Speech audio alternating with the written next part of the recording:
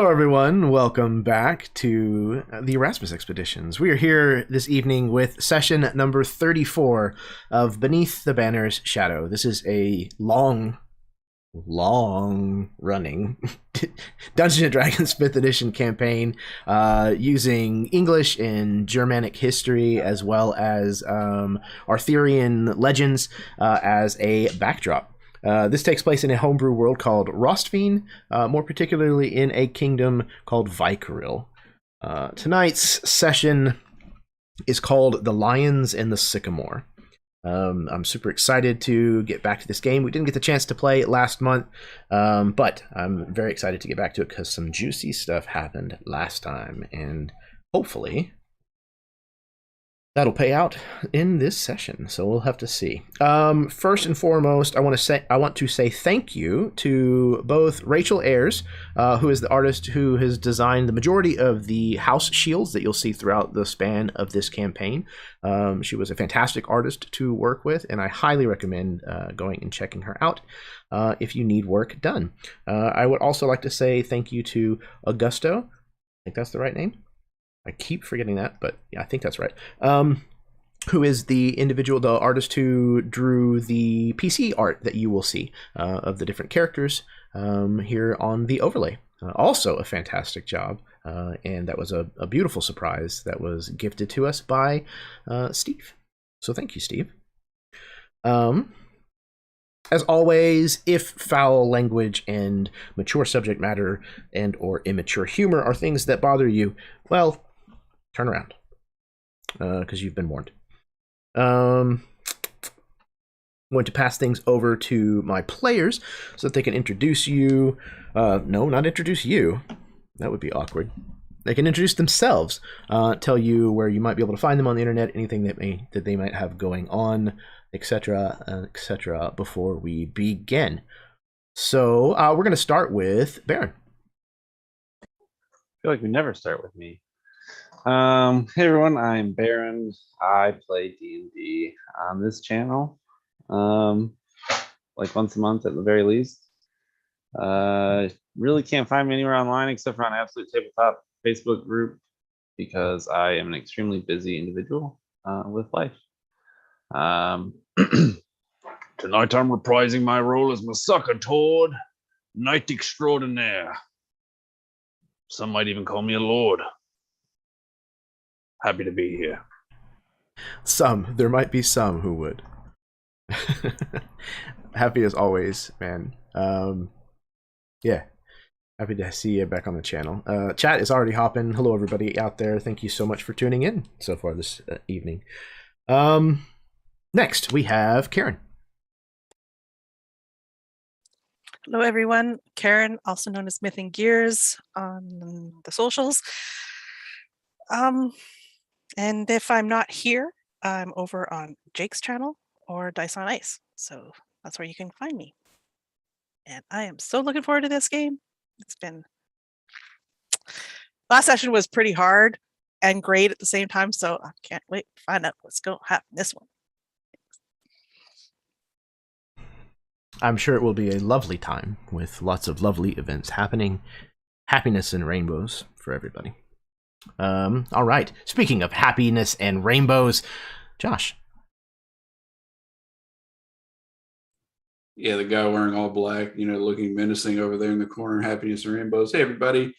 I'm Josh. I'm going to be playing again tonight, Lord Eddard Bainton Pendrick, Baron of Ravenfloat.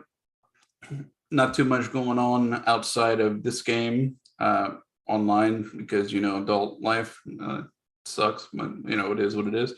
But I do have this game and my friends to look forward to every once a month or so. So just happy to be here, happy to spend time with y'all, and can't wait to get back into this one. Happy to see you again, Josh. I just drove through your neck of the woods about 2 months ago or so. We passed through Louisiana on a family vacation. Oh, nice. Did you see everybody riding the alligators? We did. We stopped and took lots of pictures. But no, it was my first time in New Orleans. It was really cool. We only got to spend probably about 2 or 3 hours there. But really cool. I remember you talked to me about that. Mm-hmm. Yeah. You gave me a nice you gave me a nice map to follow. That was awesome. I appreciated it. That's good. All right. Speaking of nice maps to follow, Steve. What? Eli, sorry. I was like, I unmuted and everything, and then I was like, I wait, saw what? that. Hi, my name's Eli.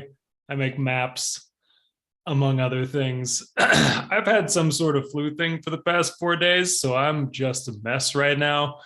But I'm here, and I'm excited, and I'm going to be playing Sir John. And I heard we were also supposed to introduce the audience, so I just want to introduce Sabakar. He's a player and a viewer. In this case, he's a viewer. In other cases, he's a player, sometimes even a game master. And that's what I know. Hi, buddy. Absolutely. I couldn't resist. Sorry about that. But yeah, man, I'm sorry that you're feeling bad. But thank you very much for being here tonight. It's super duper appreciated. All right. And yes, very much happy, hello, whatever, to Sa. It's good to see you again, brother. I'm happy to see you out and about. All right, last but certainly not least, we have Steve. Sometimes least. Not always last. I don't know how. Whatever. Yeah, I'm me. I'm here. It's been a rough couple of weeks just because of work. Yeah, I will say this, having dealt with this at work recently, man, if you got stuff going on in your life that is making you question your relevance to existence, talk to somebody, right? Like, you may not be important to you in the moment, but you are always important to somebody else. Talk to somebody. Other than that, looking forward to tonight and step away from the real world and being traumatized in imaginary world instead. Yeah, hopefully this is at least somewhat enjoyable. But yeah, man, I could not second that message more. Yeah, my friend Jake on his channel Mini Terrain Domain, he has a very important message that he shares before all of his games, where he shares a link, and I cannot for the life of me remember what the link is right now, but it's for a list of suicide hotlines and websites that you can go to no matter where you are in the world. And it's incredibly important, very, very helpful. So yeah, I agree. If you need help, please do reach out to somebody. Hey dude, what's up? So with that being said, I think we're about ready to play some D&D. Oh, there is one more thing that I wanted to say. Today would have been my father's 64th birthday. So happy birthday, Padre. I miss you a ton, and I hope wherever you ended up that you're doing well. All right. I think then we are ready to launch into some D&D. Unless there are any questions. No. Good. Can we get started? Of course. Yes. Mm-hmm. All right.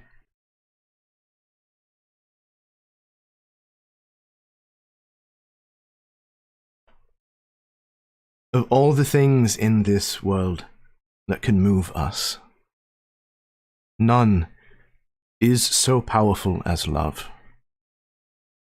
The soaring, dizzying heights we experience on behalf of love are matched only by the fathomless depths of the pain it brings when it is forcibly wrenched from us. Many would kill for love. Many more would die for it. Some would courageously sacrifice anything it takes to protect those whom they hold dear in their hearts. But many more may be afraid to truthfully answer just what they would give to be held dear in the hearts of others. We find ourselves in the capital once more, the grand city of Malrich, In recent days, 2 proposals had come to the party. One, the promise of a perfect life in exchange for abandoning the quest. The other, a political alliance in exchange for completing a dangerous task. But before either could be fully resolved, Candace Tully found Dane in Malrich and has informed him that she knows where Lonnie might be. So as we catch up with the 5 of you here in the capital city, what are you doing currently?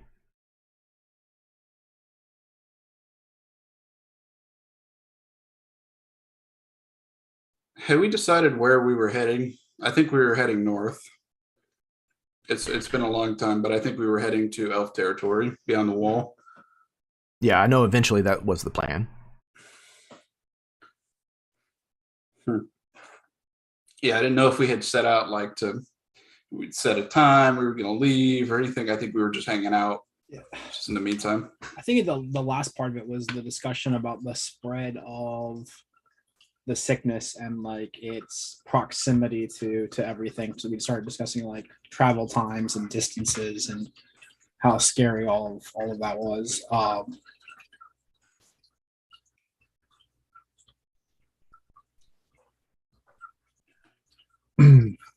mean, as far as I guess what we're doing, I think unless Dane specifically needed, I'm probably, to my own chagrin, hanging with my aunt, trying to,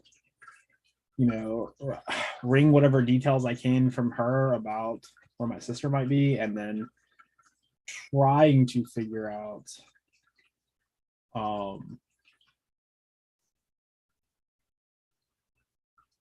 how that fits into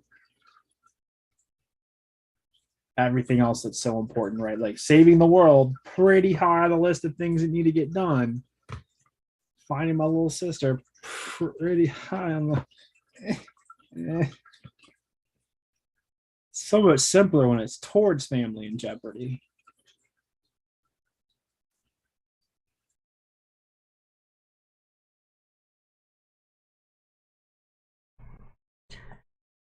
Yeah, I mean it's definitely,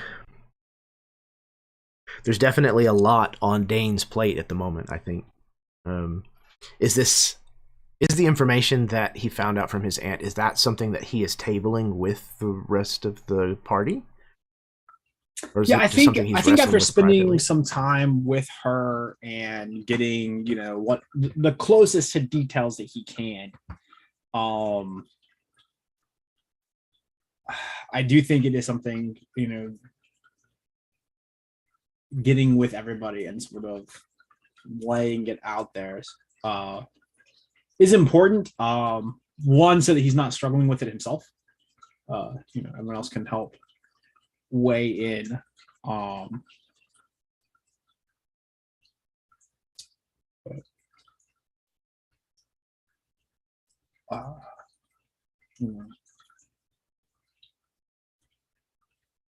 I'm not sure if that's like a conversation over a dinner table. That sounds like a terrible dinner conversation. But nonetheless, I think, on one of the evenings that we find ourselves sort of gathered back together from our daily goings around. Certainly. It could be a tavern. There's plenty of them here in Malrich, being the capital city. I mean, it's almost like you could toss a coin in any direction and hit a tavern.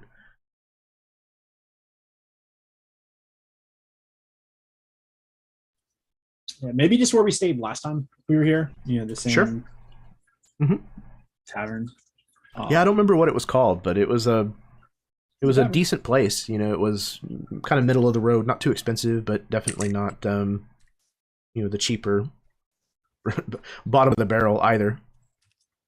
And they would certainly have more than enough rooms to let and things, because the tournament is no longer in town, so the population of Malrich is significantly reduced since you were here last. I think we were actually staying on the grounds of the whatchamacallit, castle. The castle? Weren't we? Yeah, I believe so. Maybe. You might have, because Oh you're no, a, we definitely were because we came back and spoke to The queen. the queen. Mm-hmm. Yep, that's right. Because again, you're a baron, and several of you have title and rank outside of that. So yeah, I think that would be how it goes down for sure. Yeah, so I guess like whatever the sort of like dining hall of the guest quarters portion. So I don't imagine that every time the castle has people who stay over, that everything's busted out to the big dining hall. So I imagine like there's a almost like a gussied up servants quarter, right? That's used for like the guests, and it has its own dining hall that's seen to by a few castle servants. And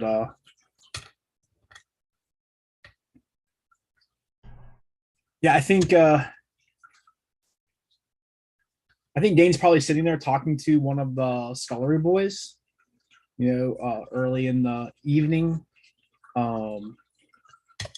waiting for the others to come back in from whatever it is that they are off doing.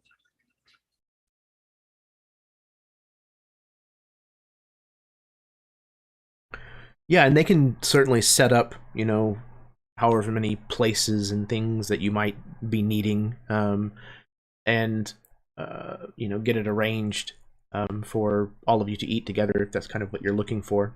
And they'll probably have asked if you have any requests for dinner.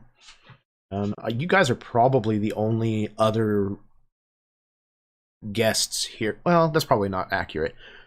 There's probably maybe one or two other parties who have come to the capital for various different reasons to see the queen or whatnot, who are also in the castle, but you're not all necessarily in the same part of the castle, so you can have a private conversation if you'd like.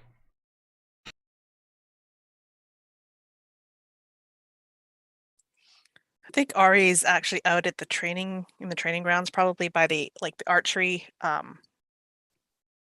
area, just shot after shot after shot from the longbow, just practice. I think she's going to spend hours, especially if it's starting to get dark, like the dusk, because that's when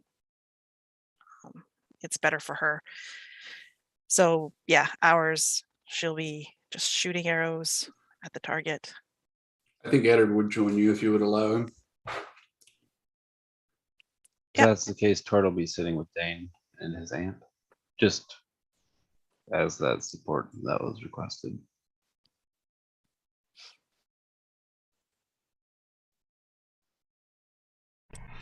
What about Sir John? What's he up to? I think that when Sir John found out that the war against House Mellowin was going well, he made some time to write a letter home and to congratulate them on their victory and to wish them additional victory, to share his news about victory in the southeast, and kind of just let them know we're headed north again. Hope the fight continues to go well. And then probably practicing drilling. He's got a lot of feelings that he's got to work out right now, and that's definitely how he does it. So makes perfect sense. Okay. So Dane, if you are sitting down with Candace again, she can fill you in on any additional information or questions that you might have. So all she had told me last session was that she may know something about my sister because there's a tree outside of one of the villages nearby that has a striking resemblance to the carving tree in Fertile Ground. Yes. She has told you that the markings that have appeared on this on this tree, they appear, they appear as not the same kinds of markings, but it seems like they are perhaps done by the same hand.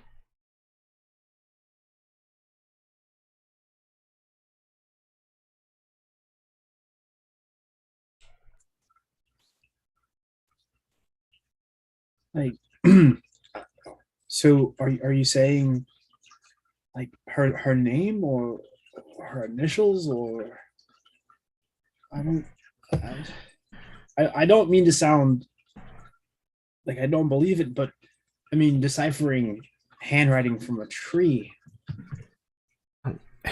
You know how, as you just put it, handwriting, when people use runic carvings, they develop a style that's somewhat their own. You know, people form letters different when they write. It's not much different. I've seen this tree, and there's something about it, Dane. I have this feeling in my stomach. It's got to be Lonnie.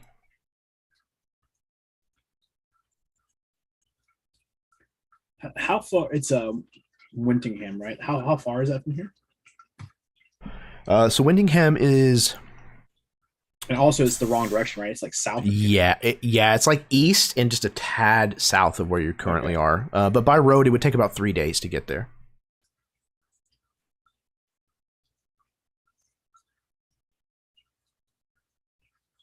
For just reference, fertile ground was about a week and a half, I think. No. I don't think that's quite right.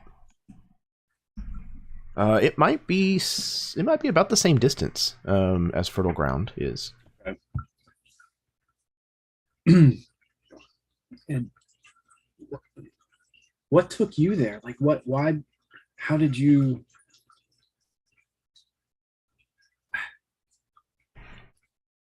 So you would know that the duchy that excuse me, that your aunt serves, the house that she serves, is located to the east, but typically more north than that. But when you ask, she kind of looks somewhat peeved, annoyed. She shakes her head. She says, "My lady stopped through Windingham for some new thing she has decided that she must have, of course.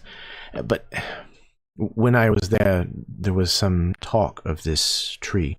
Apparently at some point it was sacred, and I went to go see for myself. It's so strange, the feeling that I had there. I can't quite explain it, Dane. It's unlike anything I've ever felt before. And yet I could tell it was wrong." What what type of runes were they? Like, what was the purpose of those symbols? Do you know? She shakes her head. I do not.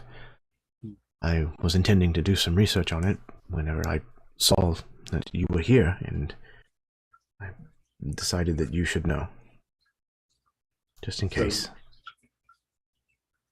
But you know the symbols, that you could provide them to me so I could show them to Edward, or I could show you some of the ones I remember, at least some of the basic styling of them.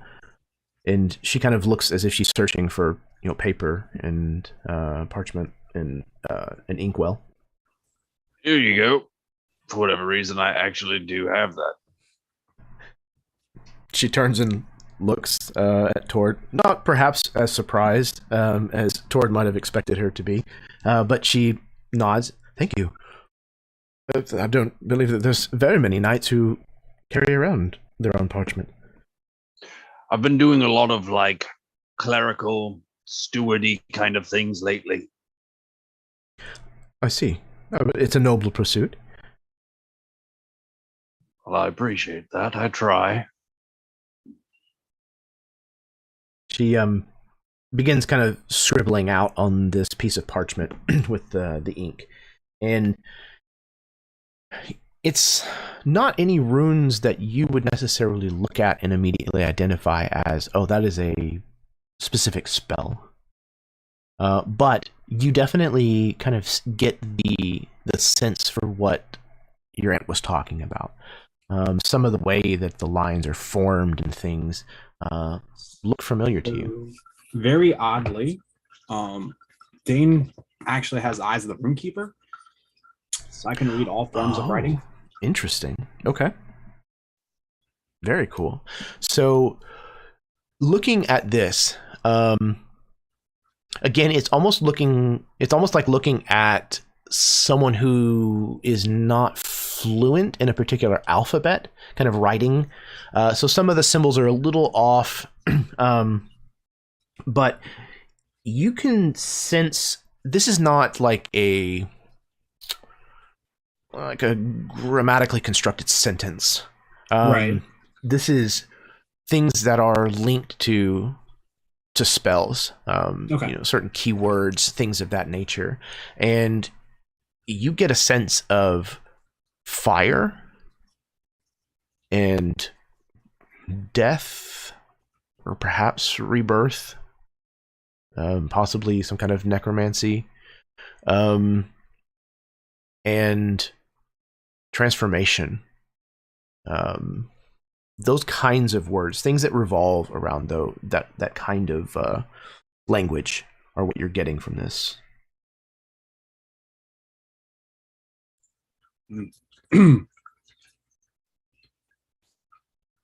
Well, Does that mean anything to you? I think it's part of the incantation.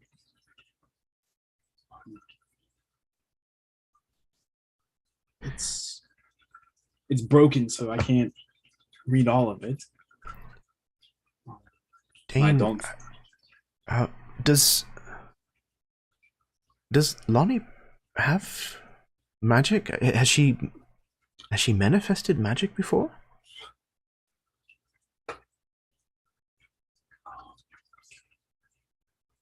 No. No, I don't. I mean, given her ancestors, I don't, our ancestors, I can't say that I'm surprised that it could be her, but Candace, you're making the assumption that this is her magic. Dane, One of the things that people don't understand is with the right combination of things, even when I point at Tord, even Tord can do arcane magic. Especially if it's just runes. She kind of reaches out and kind of grabs a hold of your hand and looks at you with this tone of seriousness. She says, I told you I cannot explain why, but Dane, I need you to trust me. This is something is going on there in some way. Norlani is involved.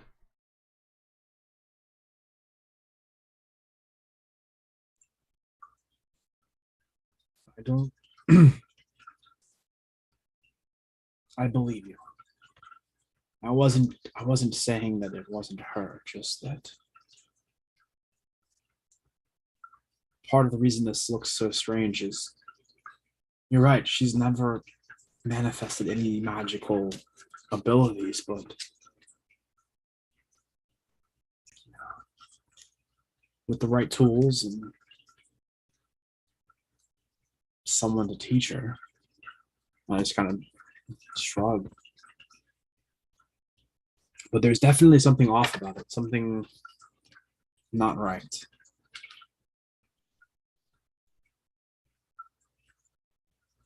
We'll have to talk to the others and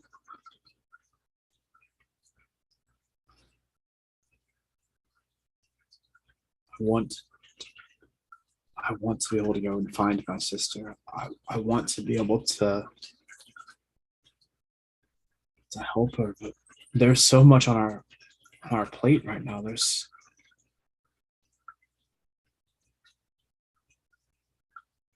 don't know what to do. On one hand, course. my family is depending on me, but on another,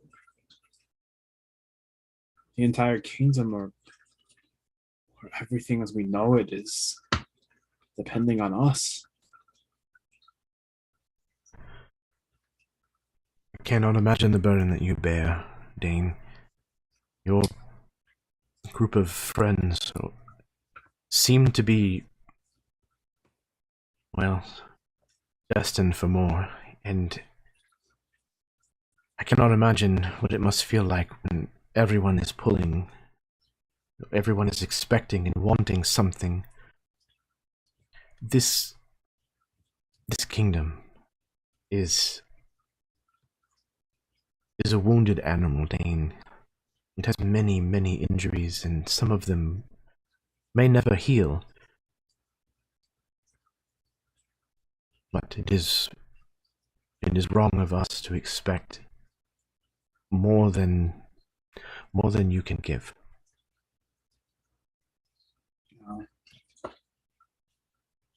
No, that's not wrong. That's good. That's the beginning of hope. When you see something or someone or some group of people that you feel are capable of giving that much. And that's what the kingdom needs, because if it is a wounded animal, it's only a matter of time before it starts becoming vicious even to those that it's supposed to take care of. I am afraid that has already started. We'll find the wounds. We'll cleanse them. Well, discuss this with your friends. Whatever decision it is that you make, I will understand. But if it is to be that you do not go in search of this, in search of Lonnie, then would you please at least let me know? As soon as you can.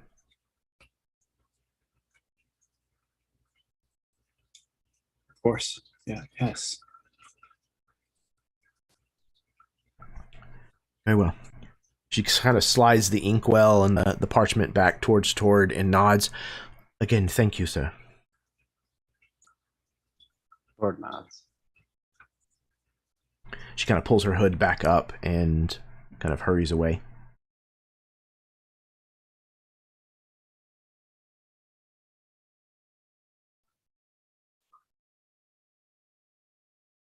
What are your thoughts to all of this?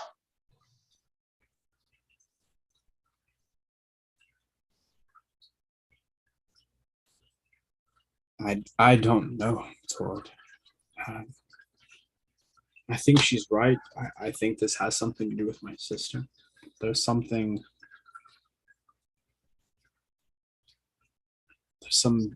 feeling of her in those runes, but I've never seen my sister use magic, and the little girl that I remember was concerned about flowers and hugs and kisses, not. I'll kind of like finger the runes, fire and death. Hard times affect us all. You've changed since the last she's seen you. I know. And that's what I worry about. I worry that this is what she changed into because I left. You 'Cause only I have wasn't- so much control over that. Ah, You will feel guilt, and I cannot dismiss that from your conscience, but we all choose our own path, no matter how young it starts. I understand that. I just these trips back to fertile ground. When we got there, for the most part, nothing's changed. I'm not saying it'll always be the same or that nothing bad will ever happen, but if I had stayed, if I hadn't run off to be a squire, my village would still be the same right now. The only Village is- difference is I would be there and my sister would be there. You don't know that for certain. I've seen you display a lot of talents, but divination has been one of them. Ah, Lord help us when you can see the future. I thought I could.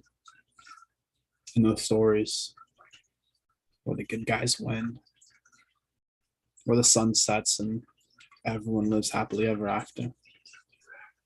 The part You they know- don't tell you is after the sun sets, it's very, very dark in the stories. To be fair, a lot of Angorian stories are dark throughout. They end dark as well, but it's not meant to depress you.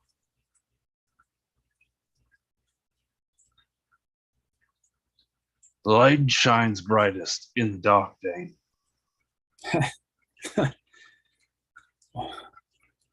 Ah, yes, but only if people are not too scared to open their eyes to see that light is lit. And the more we do this toward, the more I realize that the average person is so scared they won't open their eyes. And we must be brave for them. I'm trying. I try so hard every day.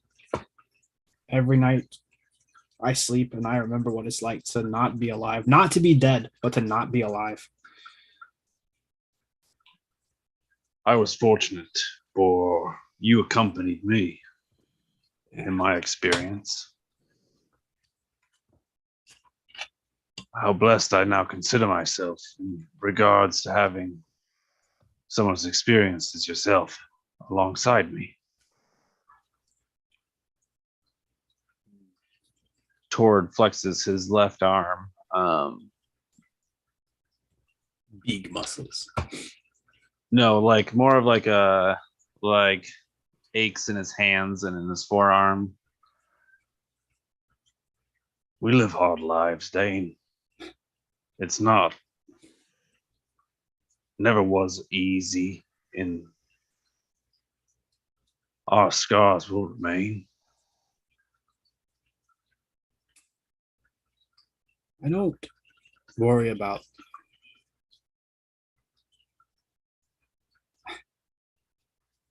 I think toward I've become numb to my own scars. I don't worry about the bruises on my back or this. And he like rolls up his sleeves for the flaky, rusty skin. I worry about the scars of our decisions. Because In we don't truth. feel those. Everybody else does. In truth, in a way, it's addicting. Being swept up, ignoring.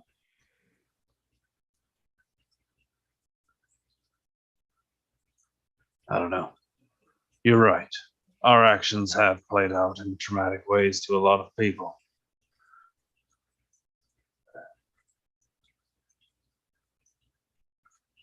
I don't necessarily know why,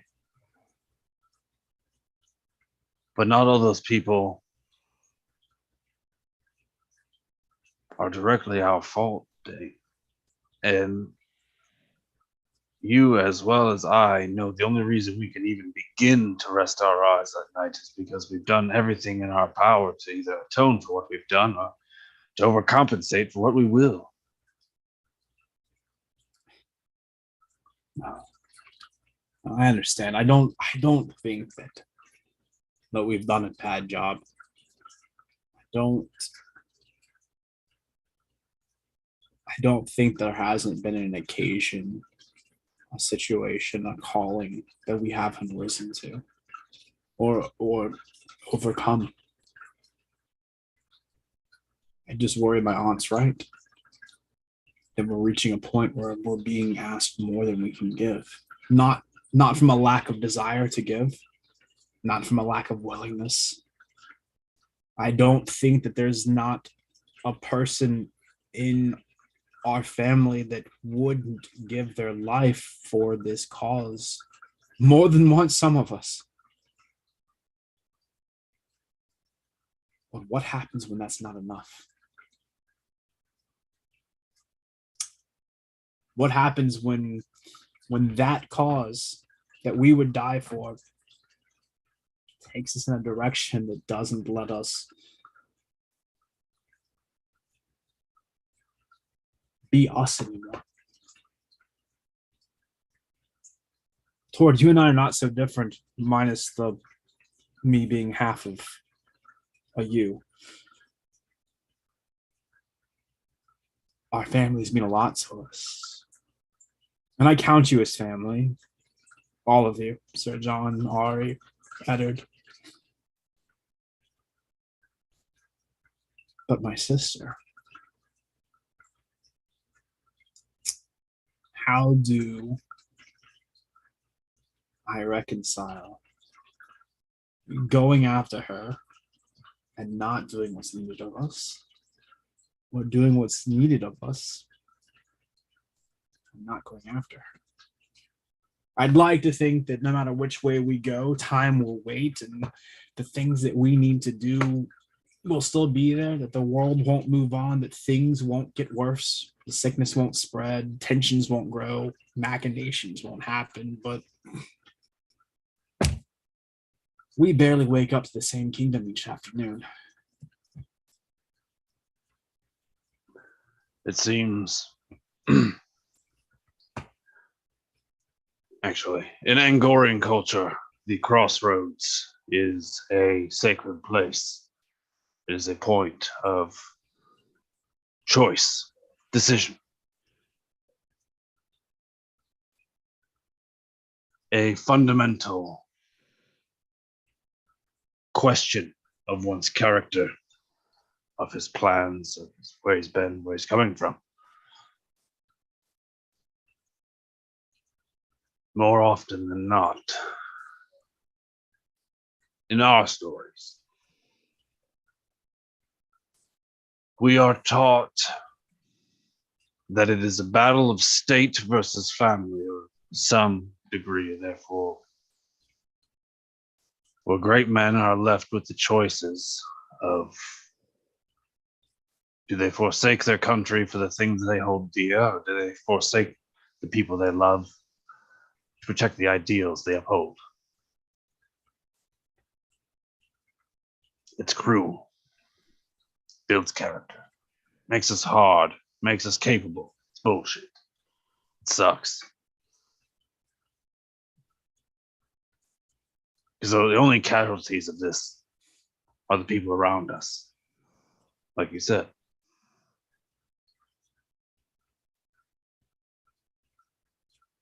I was fortunate. Most of my family survived. So I understand.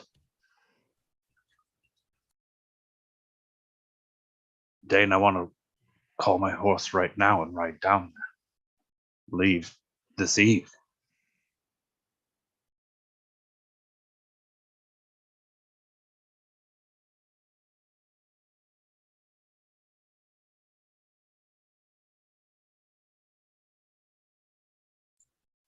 But I don't know if we can do that anymore.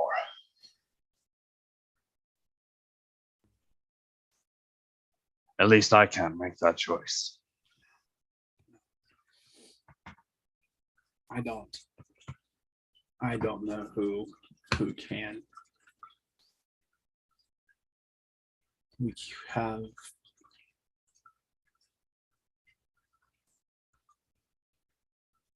We've entered that phase. I think like all great people do, where we've become characters in our own stories and no longer the authors.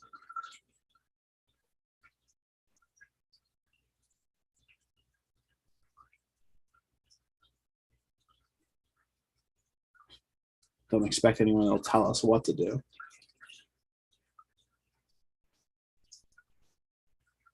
No matter what decision we make, it will have consequences.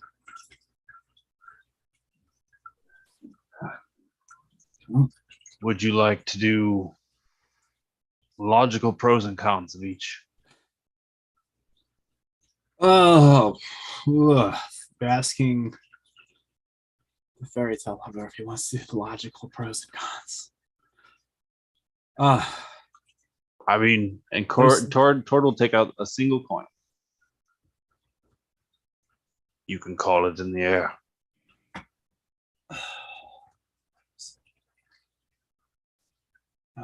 No.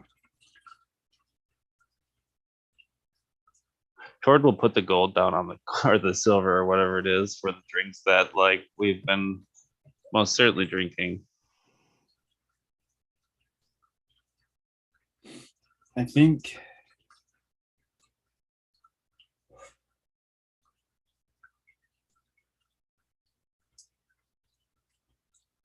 we have to. I have to.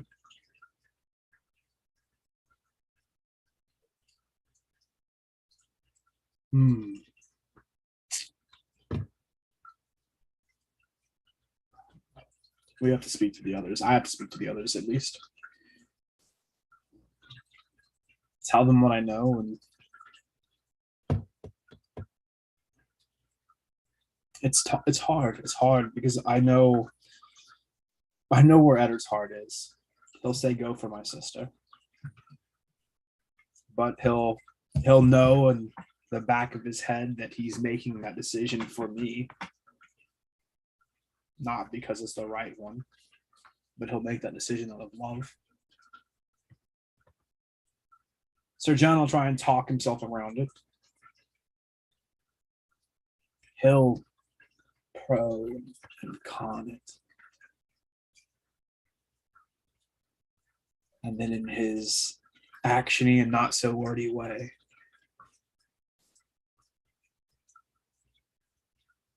he'll say something like, well, Dane, we have to do what's best. And sometimes what's best is a hard decision. And those decisions are what make us. And in his own way, he won't give an answer. He'll just be Sir John. We're all fairly consistent. But I'd rather hear it from them. You know, Ari's just gonna like glare at you, whatever you say. She's going to tell me that I shouldn't be so stupid. Of course, we have to go after my sister. Well, of course she's gonna degrade you in some fashion. Her love language. It's...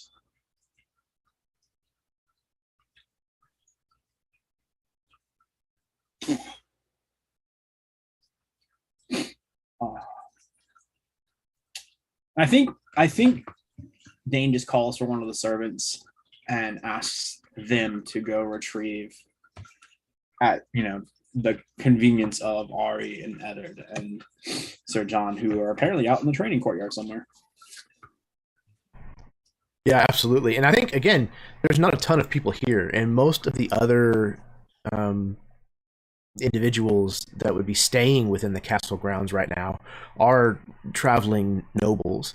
So even though there's only two of them, really the only people that are going to be down in the courtyard are either royal guards or whatever protection or muscle that some of these lords and ladies travel with.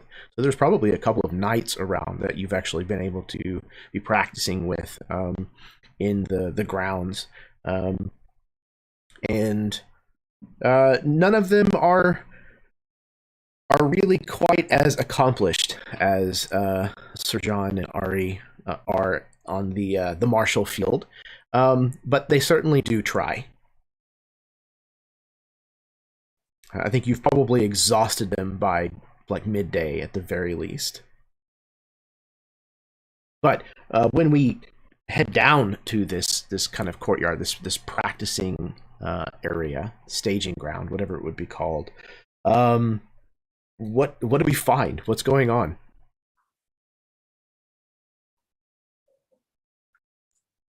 I feel like Sir John and Ari are sparring each other at this point and have been for quite a while because we've exhausted everyone else and we're just like, what are you doing? Taking a break? There are no breaks on the road.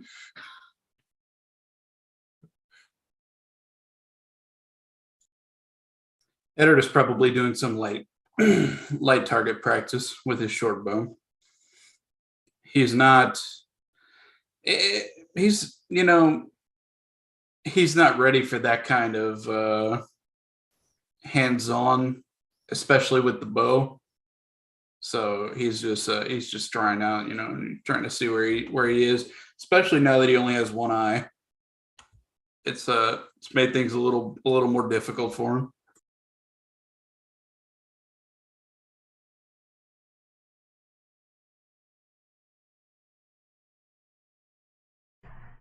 Ari, what are you up to? Well, definitely sparring with Sir John, but I imagine that every once in a while, as she's, as her and Sir John are fighting, she would glance over and yell some sort of pointer to Eddard about his bow and what he needs to do, and like a little bit more to the right. I don't know anything about bows, but choke up on the whole handle or whatever, all the stuff, like your grip is wrong. Move your elbow, all that kind of stuff, as she's still attacking Sir John. In the middle of the duel. Yeah. Yeah. And I think there's one point in the middle where like Sir John throws over his shoulder at just some random person, like, I'm not trying very hard either.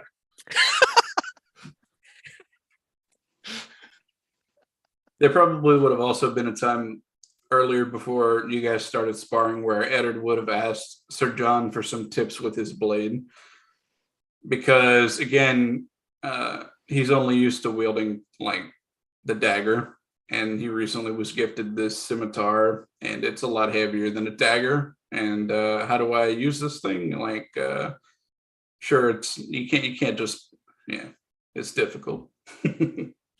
I think even though you've known Sir John for a while, you would be kind of surprised at how encyclopedic his knowledge is of the people and weapons that he's faced before. Like, he's talking to you about, well, the dagger is actually somewhat similar in the fact that they're both one-handed weapons, but their differences are these, and like you might see in this part of the region that they use it in this such a way, and they have this technique here, and then over here they do this other thing that's quite clever, but still not quite as good as this idea that I discovered on my own. And it's just like, above all, it's clear that he's a student of war. And this is good because this is how Eddard learns more than hands-on. He learns through the intelligence aspect of things. So he's probably, when you're like drilling him on your war knowledge, he's probably writing down in his book, all that you've told him. There's probably a couple of the knights who were exhausted earlier, kind of watching this transpire and seeing that Eddard is kind of writing down the things that Sir John is saying to them. They're kind of having a little bit of a laugh between each other. It's nothing overly rude, but it's certain that they find it a little silly. Can I tell immediately if they're laughing at Eddard writing it down or Sir John speaking it? You get the impression it's likely the fact that it's Eddard recording it all, that he's actually writing it down. Neither one of them have probably bothered to study any written forms. They're probably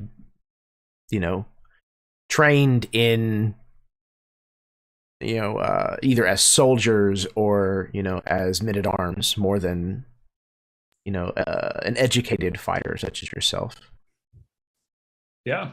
And I think I look over at them sort of pointedly, and then I look back at Eddard and I say something that they can't hear, to the effect of like, simpletons. Do you remember how early they needed a rest? Earlier than you. And you're not a warrior. I don't pay them any mind. But perhaps they'd be interested in testing their mettle against such a novice as myself. He kind of says it even more aloud than just him, him and John. A fine idea. He stands up, he puts his book away. What have you, gentlemen? No, we were just talking. It was a bawdy joke we were exchanging. Oh, very good. Eddard just nods and he smiles. Yeah, I think it's been probably perfectly clear all morning that even though Eddard is not used to this scimitar, that it's pretty clear that you know what you're doing. Just your footwork and the way that you adapt and things to the new information as you're fighting. I think it's pretty clear that that you have capability, and they don't seem to want any. They don't seem to need a demonstration.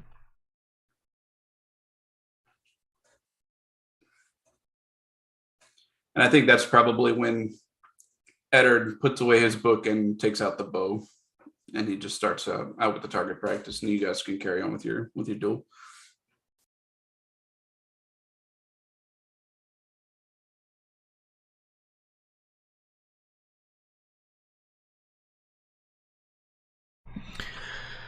Okay, it's about that time that I think this attendant, this servant of the castle, kind of comes down the steps into the courtyard and kind of stands off to the side, patiently waiting. And maybe it's even once Eddard finishes and leaves Ari and Sir John to continue, and as you're kind of walking off of the field, you can see this individual standing there, and it looks like he's waiting to address one of you.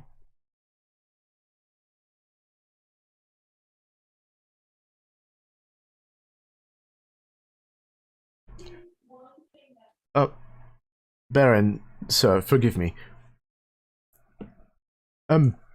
Sure. What's going on? Sirs Dane and Tord have beckoned for you, Sir John, and Lady Ari. Oh, very well. John, Ari, shall we join our companions inside?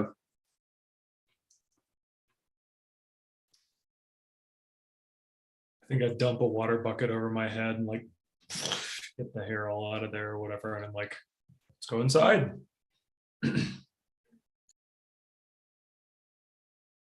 Ari's not nearly as dramatic. She just sees sheaths her sword and follows. Fantastic. I just had the scene in my head from Braveheart. Oh, is this shirt coming off and all? No, that was Robin Hood. Robin Hood, Prince of Thieves.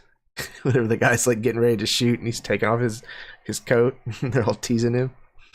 I don't know why that popped in my head, but Sir John's dramatic hair flip seemed like a Kevin Costner thing. All right. So we head back inside to find the five of you gathered together, wherever it might be, whether you're at the table together or whether you're kind of lounging somewhere. If you make it clear that you want to be left to just the five of you, then the attendants will clear off. If you don't seem to mind, there will be someone within earshot pretty much the entire time. I don't personally shoot them away. Okay. Yeah, and they will, make sure that your drinks stay full and do all of the things that, castle attendants do. But otherwise, you're left to your own devices. So I think this like parchment with these scrawled runes is just sort of sitting there on the table. And Dane sort of staring into it with that, million-mile stare.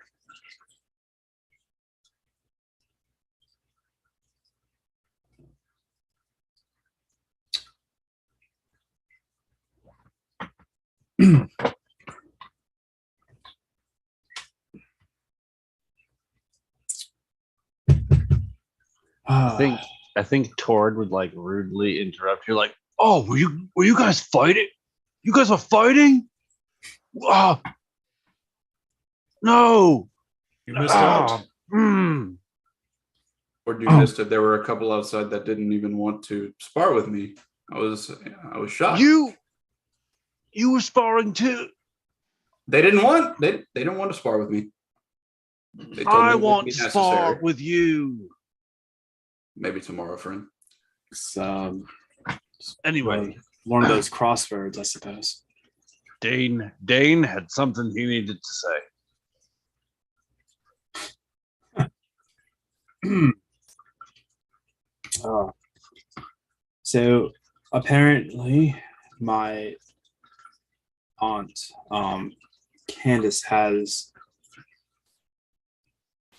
she thinks she may have some information on my sister and where she has gotten off to. I don't know if that's the right term. And it involves something very strange. This sheet here is some runes, as best as my aunt can remember them, that do appear to have some connection to my sister. Something about them. How did she come about these runes? Did she find them somewhere? Or? In a tree, oddly. But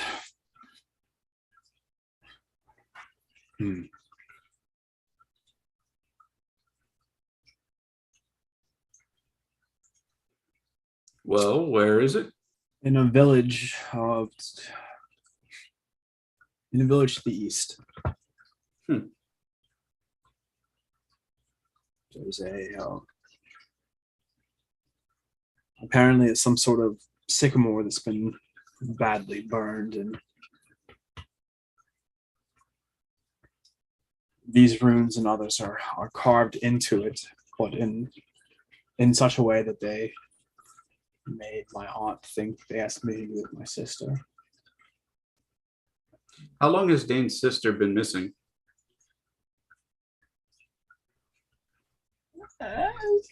Did your parents tell you? Because she was there when you left.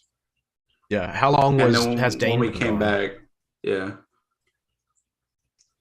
in your mind, Steve? So I think Dane was with his first Right. night. Yeah, for probably the better part of 9 months or almost a year. So Okay. And did he spend time on his own before he got picked up by the night? no, I think I the way I have imagined it is that Dane basically ran off to do this, found the first night that he could find, and then bandwagoned and turned out not to be such a great person. Okay. So, and then the things that you guys have been up to has been probably 6 weeks. no, So much more. 20 years. It's probably been 3-4 months in game time, probably. So you've only been gone from home maybe 2-3 years, I think. Yeah, that was about where I was thinking. Is that Okay. It's been about 2 years since Dane had been home the first time. So I think Lonnie has probably been missing for almost a year at this point.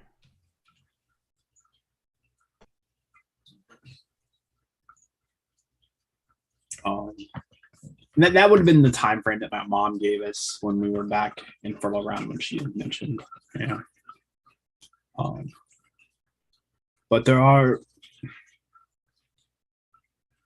there's something about the way these are written that does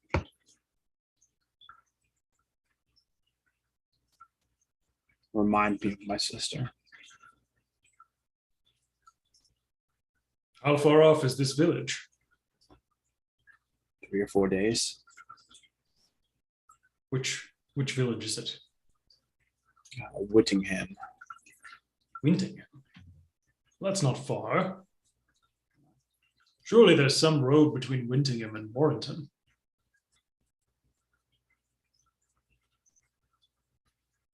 Not directly.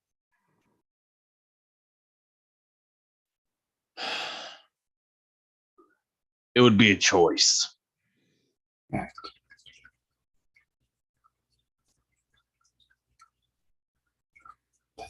Problem that I have is that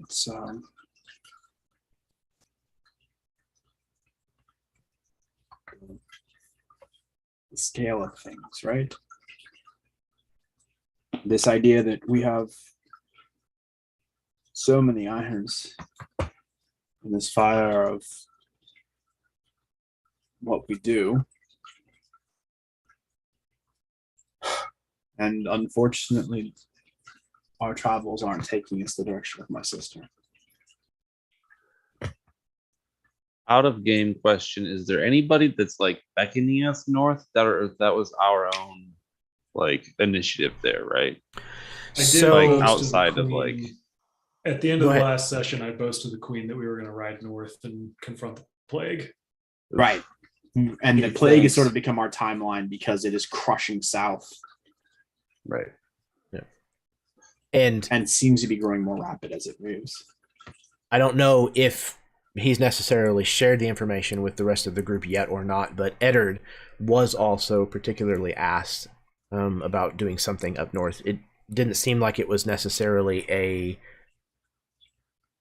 certain number of days kind of task, but you get the sensation that it was urgent to the person that gave it to you. Yes. I don't feel it very time sensitive. Thinking Perfect. about the way Warrington was when we left it, I can only imagine that Yeah. it's either a ghost town full of dead people or like zombies at this point. So it's like a crapshoot. Not a No, very good choice, ghosts or zombies. Yeah, I know, right? No, but I don't think I've divulged that yet. But Okay. if we were heading north, I would mention it. But Eddard is not going to mention it now. Were we all present for that boast to the queen? We were all there for that. Yes. Yeah, probably. Yeah. Yeah. It's kind there- of like There was that moment of all of us going, oh, we did this again. Well, just to be clear, I did this again. It was Sir me last John time said, too.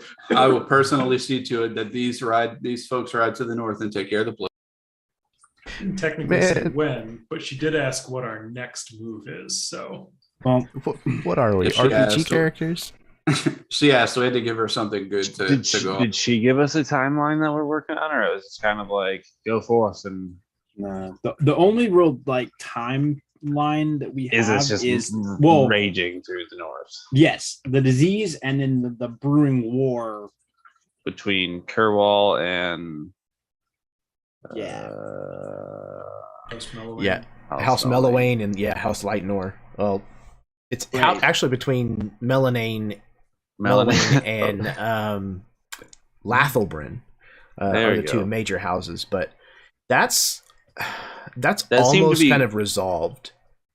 That seemed to be going in our favor, though, so it didn't really Yes. need our attention. Yeah, And then because the- Um, right. Other problem we have is the White Witch told us straight up the Queen's gonna die here relatively soon. fuck. And we don't know when that soon is, but that war and that plague seem like two very good possibilities for how it happens. Well, I'm glad you said that because I must have missed that. Yeah, that's not in my notes. Oh yeah, chapter 22. The White Witch comes around a corner of the hut and reveals that she has seen that the queen shall not sit on the throne much longer. She says another will take her place. I don't know. I'm not here to put a time on prophecy. If I might say, by the look of the runes, it doesn't look like your sister is in any immediate danger outside of what she does to herself and your desire to protect her. Whereas, on the other hand, lives are at stake. Right. Unless, so my sister, to the best of my knowledge, didn't have any magical aptitude. But to be honest, neither did I until the sword found me. Well, is there some magic that one of you could work from here to observe this tree in closer detail without us traveling there? Perhaps I could call in a favor.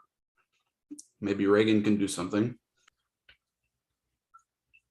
The second part of my concern for my sister is if she doesn't have any magical aptitude herself, but she's using these runes, it means something or someone has begun to teach her this, which falls in line with the horror stories that we've been hearing from around the rest of the kingdom with these witches and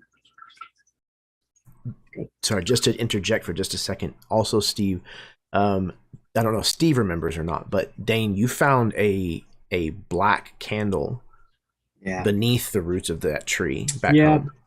Just as a reminder. Yeah.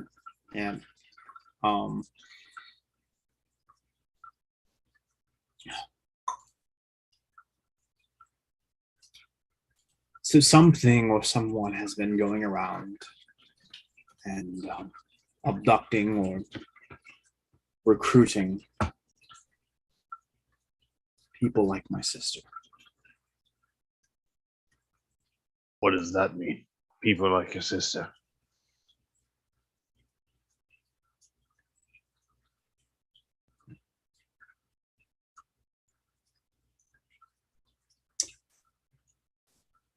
There's something about my family that lends itself towards magic.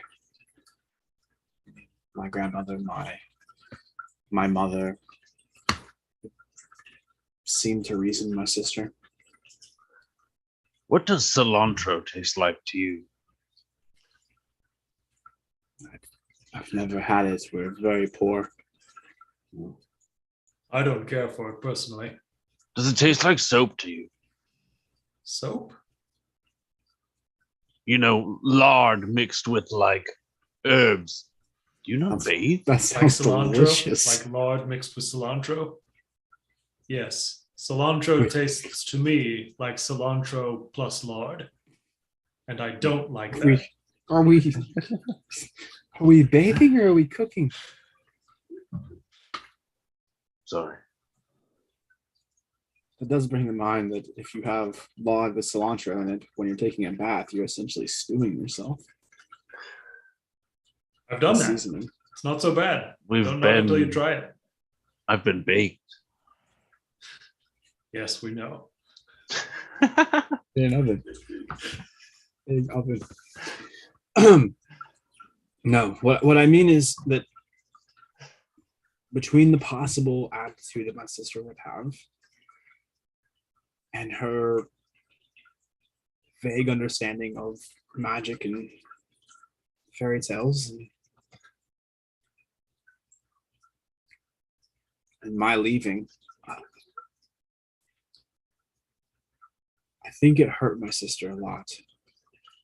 I think it scared her. I think it gave an opportunity for her to want to not be afraid. And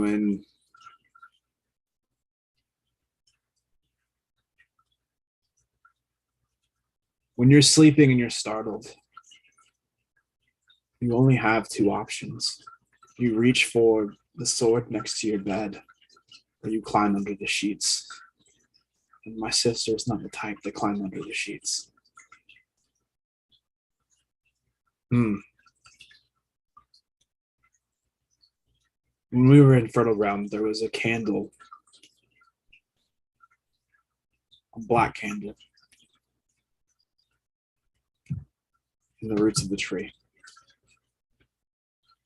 Candles like we've seen before. Can I get a quick reminder where we've seen those before out of character? The black candle. Yeah. So you found a collection of those in the tomb of the Weeping Knight inside the crypts of Galalon, who you later discovered was the ancestor of Eddard. Do you have reason to believe it was the Fae that have interacted with your sister?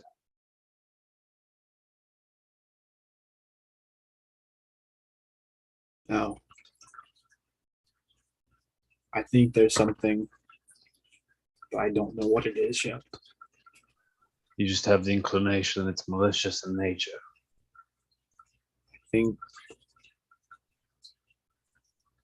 I think there's something sinister outside of what we're aware of that's moving behind all of this. The destruction we saw riding out to your home, the people turning on each other, the church going back to unabashedly burning witches, the disease, Bodhi, all of it. These runes have something to do with burning and death or undeath or rebirth, but not in a positive sense. Much more like what that came after Heather, I think.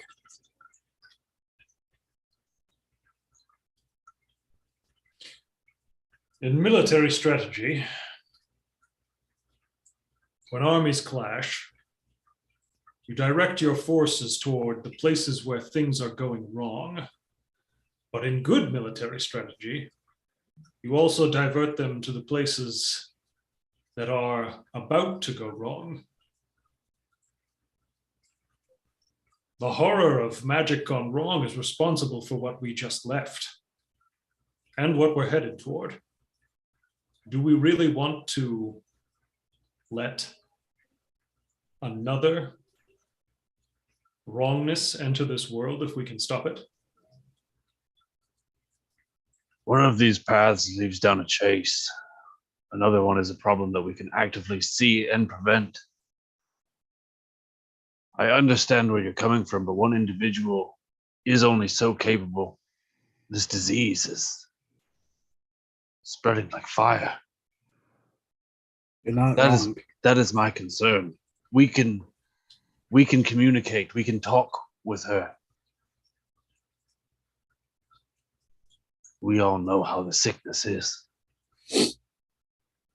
You're not wrong, Tord, and that's why I wanted everyone to weigh in on this. But when you say it's just one person, I don't mean So- it that way. No, I didn't take it that way. But I think you might be forgetting that the War Witch was just one person, and Serene Satan was just one person. And look what they did to your home. And I'm not trying to invalidate that. But we have allies beyond this barrier of sickness that we need to speak to. I want to save your sister, Dane. I want to help you save your sister. But my hands are tied. I understand. I understand. And I feel bad because my fear isn't saving or not saving my sister. My fear is having to kill her.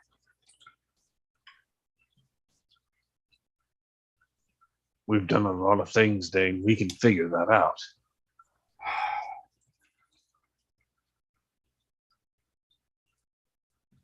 I don't know how to fight either of these. I don't know how to fight a disease, and I don't know how to fight whatever it is that's taking a hold of my sister.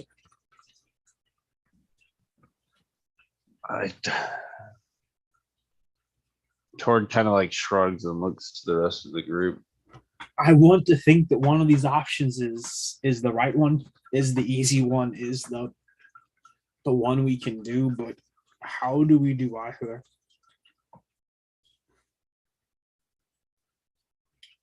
How can I die to try to save your family, but not my own?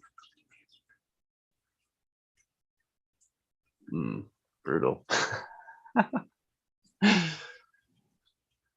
I couldn't ask you to do that.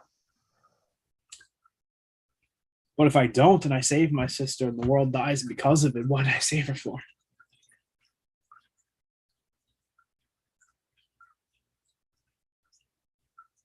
I think Dane just looks like pleadingly across this table, like somebody else make this decision. Dane, if we did not end up traveling east to your sister, I will do everything in my power. I will call in all my favors. I'm sure Reagan can find some sort of information to hopefully put your mind at ease. I don't feel like 3 days is such a long ride.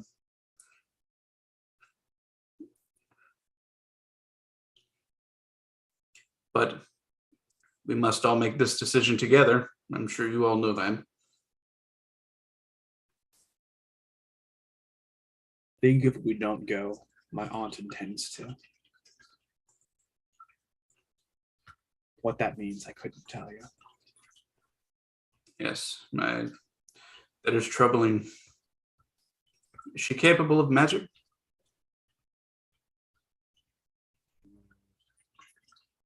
I mean, if she can, maybe she can light or snuff a candle, but I've never seen her do anything. She won't go alone. She'll tell my mother. My father. Jeremy, I have a question.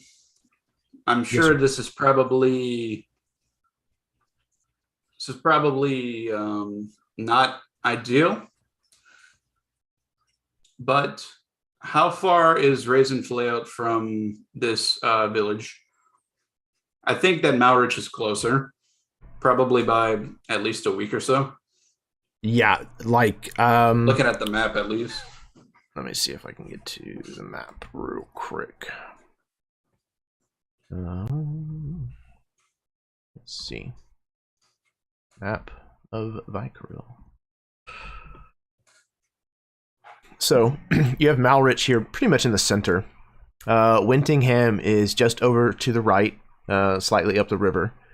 And Oh yeah, I see. They'd be Raisin- coming all the way from like between Oxfeld and Vykaril. yeah, Raisinfield is almost on the western coast. So it's a pretty good distance away.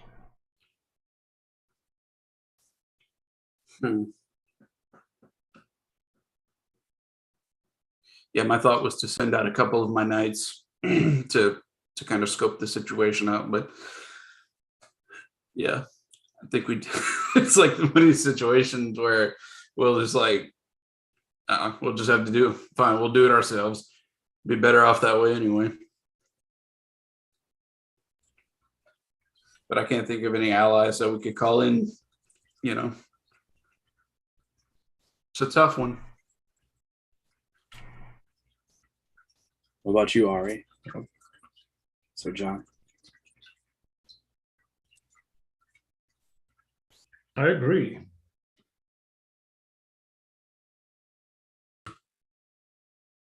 agree with. It isn't too far to ride to Wintingham. And if we can investigate what's going on there, deal with it quickly, the plague will wait for us. And I have no ideas about how to solve a plague. I dare say we probably have more ideas about how to save a sister.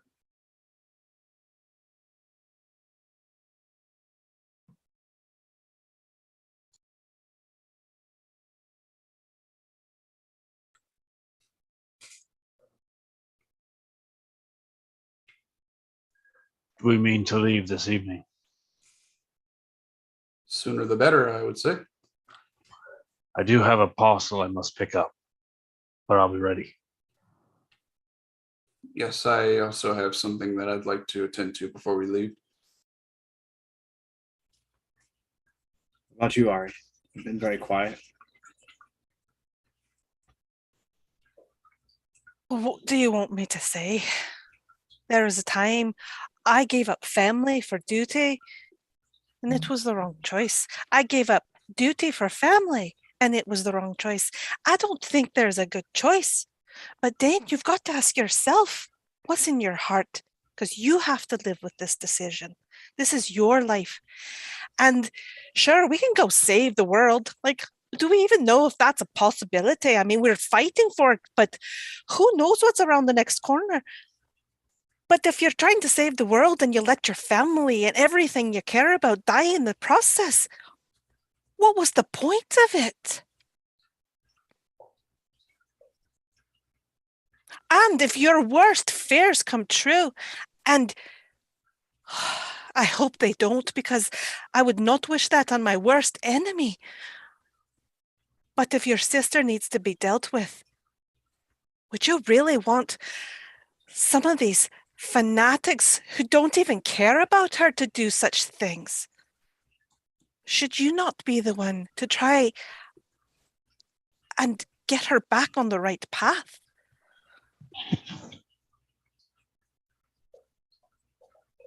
But that's if it's the worst case scenario. She could be in danger. She could be with somebody who's leading her down the wrong thing or doing something against her own will.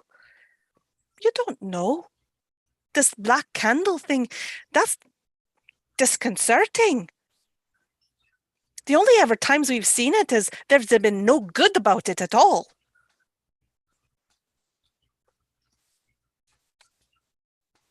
I'm not even sure why we're taking so long to make this choice. We should be doing something right now. In fairness, while we were in here talking to my aunt, you were outside beating each other up. So we had to wait for... Oh, so now it's my fault that we're sitting here. I mean, I wasn't pointing fingers. But, I mean... So we ride for Wintingham.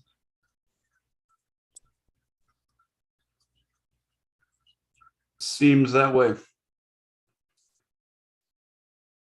Ford would stand to leave. I want to go buy a lance. There are 10 gold pieces, and I have 19. You only have 19 gold pieces? Written down from last session. Oh I don't know God. how much gold I have. Eder throws him a sack with like 6,000 gold in it. I'm a terrible dungeon master.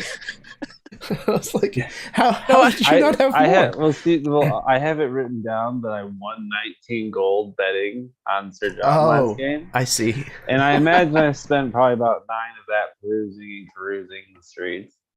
And I was like, what could I do that was meaningful with another 10 gold? And well, I need a lance. Bro, Yeah, listen, you are a guys knight. have plenty. You are a knight of House Pendrake, my brother.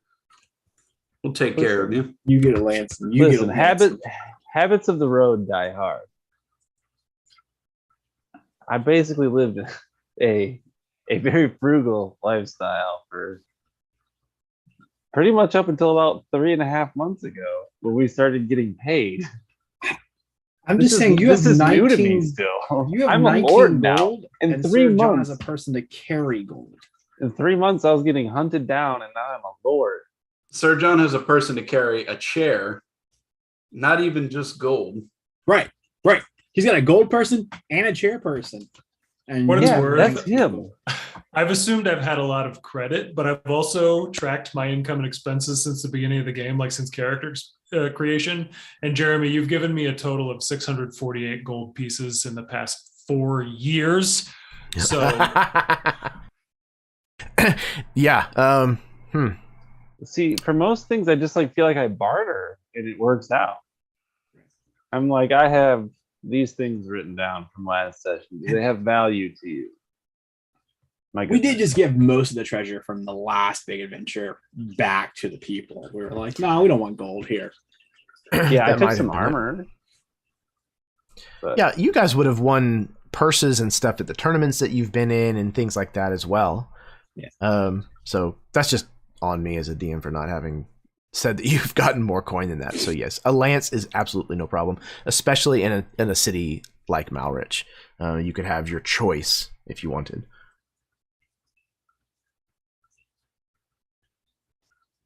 They'll actually probably even paint it for you, put your house colors on it if you'd like.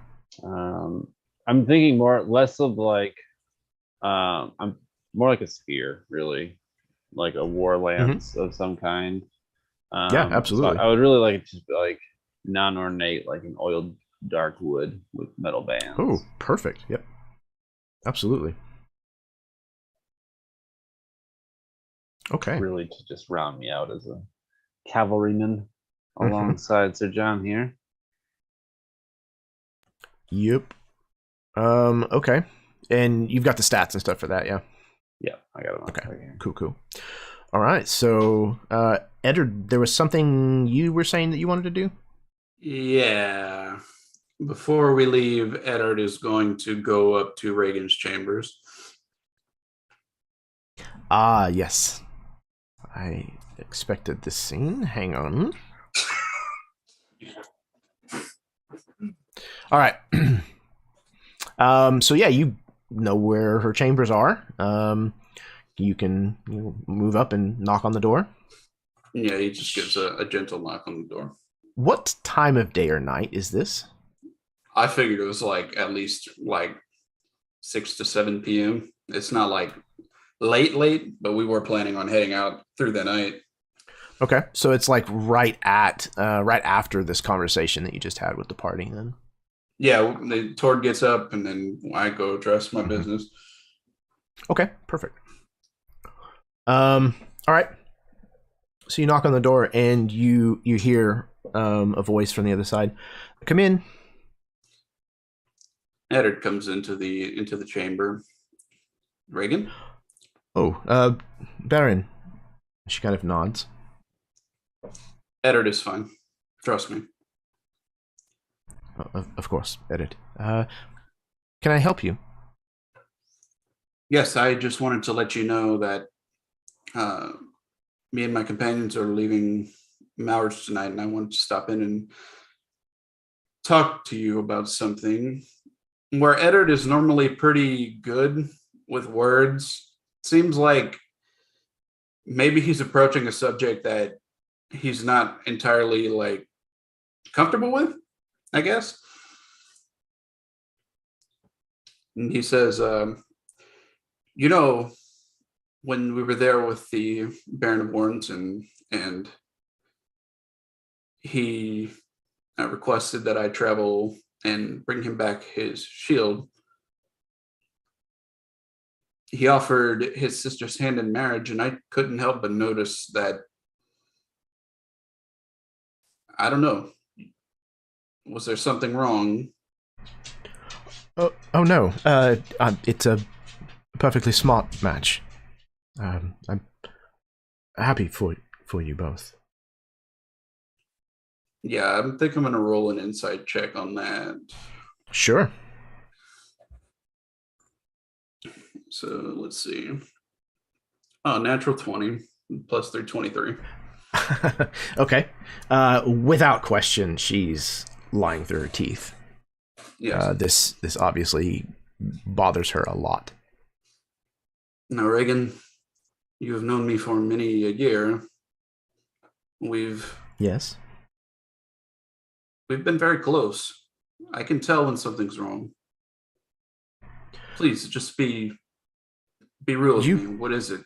You presume to know me, Eddard Bainton. She kind of stops for just a second before she uses that name.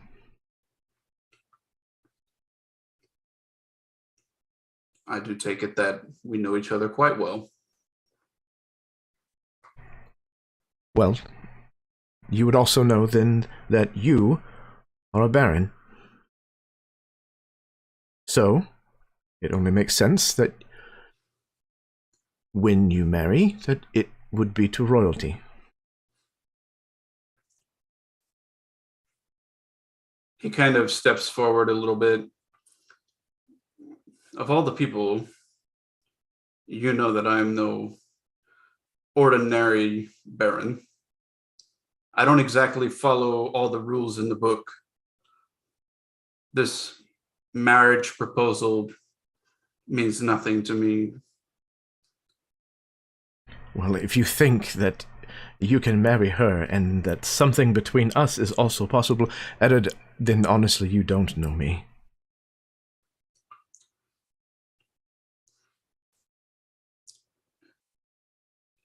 Eddard kind of cradles her face with one hand. You have nothing to worry about. I don't intend on following through with whatever marriage proposal this so happens to be. This man has no sway on me. He can't even travel back to his own town and retrieve his own family shield. What do I owe him? Nothing. You've never owed anyone anything, Eddard. Nor should you. Well, I think I owe it to myself to finally admit something. And I think he just leans in and kisses her. I think there's a resistance at first, but it very quickly dissolves. And she embraces you back and begins to return the affections. Yeah, and I think we just have a fade out moment before I meet back with the party. You find some soft candlelight in the room and kind of go blurry on it. Yeah. Go to the pants of the fireplace, you know. Perfect. Fantastic. What a great scene. All right. I think. What time is it? 9. Yeah, I think we're gonna go ahead and take our break. So let me slip into something a little more comfortable. There I am. So yeah, we're gonna take a 10-minute break. Go to the bathroom, refill your drink, smoke them if you got them, etc., etc. Kiss your spouse. Thank you guys so much. Every time we sit down and play this game, it's just warms the cockles of my heart. Y'all are so amazing. And thank you so far to anybody who is watching along with us live tonight. Yeah, sit tight. We will be right back.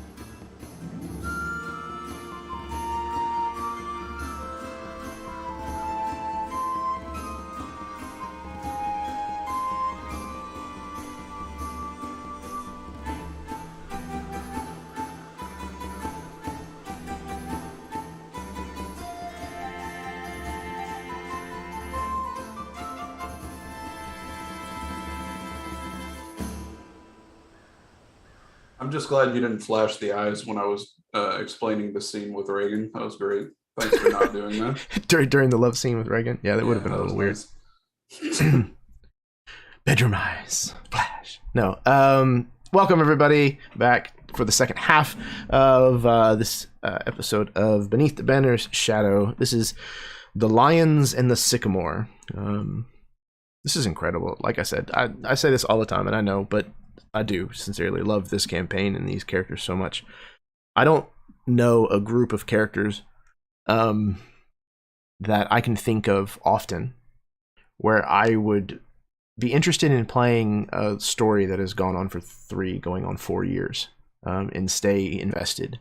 But all of you have managed to make that the case, so it's unreal. So I think we're ready to get back to it. All of you, please take a point of inspiration.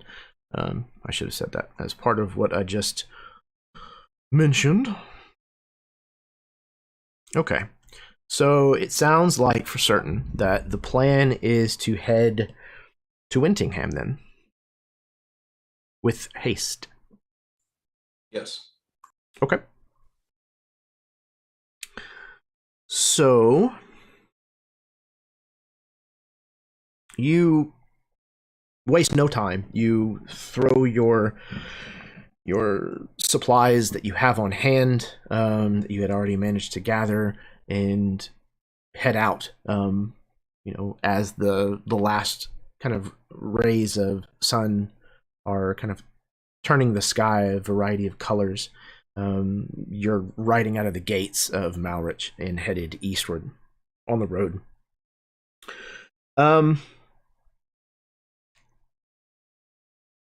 Before you get there, over the 3-day ride, it's going to be benign. Nothing bad is going to happen. But I would like each of you, if you would please, to describe just one thing that you come across, one aspect or group that you might encounter, or something you might see along the road as you're riding east, and the hills are beginning to first appear, the first little signs of the mountains further to the east.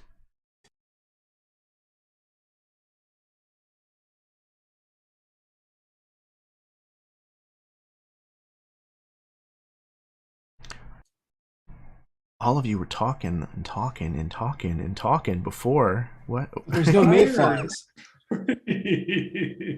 Yeah, I think Sir John is just bugged by mayflies and crane flies the whole way. It's like he's always swiping them out of his face. So on a maybe more serious note, I don't know how serious that was. But I think one of the things that we come across, maybe like in probably the second, going into the 3rd day, is a group of refugees, like 10, 12 of them, that have avoided the roads because of being turned back. They've avoided other villages and towns because of being turned away, because they're coming from the north and they may be bringing this pestilence with them. And so this is a group of bedraggled individuals who are clinging to life in desperation as they're set up off of the road. It's this, what might be mistaken for a temporary, merchant's camp if it weren't for semi-permanent structures being built out of some of these wagons turned on their sides, and that becoming the basis for lean-tos and overhang huts. And I don't think that they openly approach us. Right? They've been chased away and beaten at too many times to risk that. But it's a group of individuals with some children. They're dirty, they're unkept, as they've had a hard existence in these last bit of time, and it's a mixed image for Dane. Here's one of the things that we should be fighting against. Like, here's a symptom of it, but also, this is what perseverance looks like, right? This is maybe we don't have to solve everyone's problem because these people, although they're in the mud, are at least doing it on their own.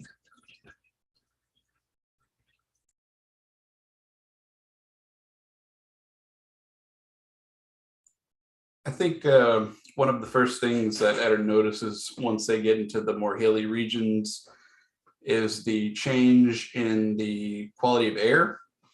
He just stops and takes a couple of deep breaths, looks around, and sees all of the natural wildlife. And he looks out over a hill. You see Sir John cresting it, and there's an eagle that flies over top of him, screaming. It's majestic, to say the least. But we did just come from. What is the general landscape of the Angor lands? Is it like arid? Yeah, so out past Angor is referred to as the steppes. So it's very much like Mongolia, parts of China, southern Russia. They're just super flat land, prairie land with kind of mountains here and there. But all of the mountains kind of stem from the north.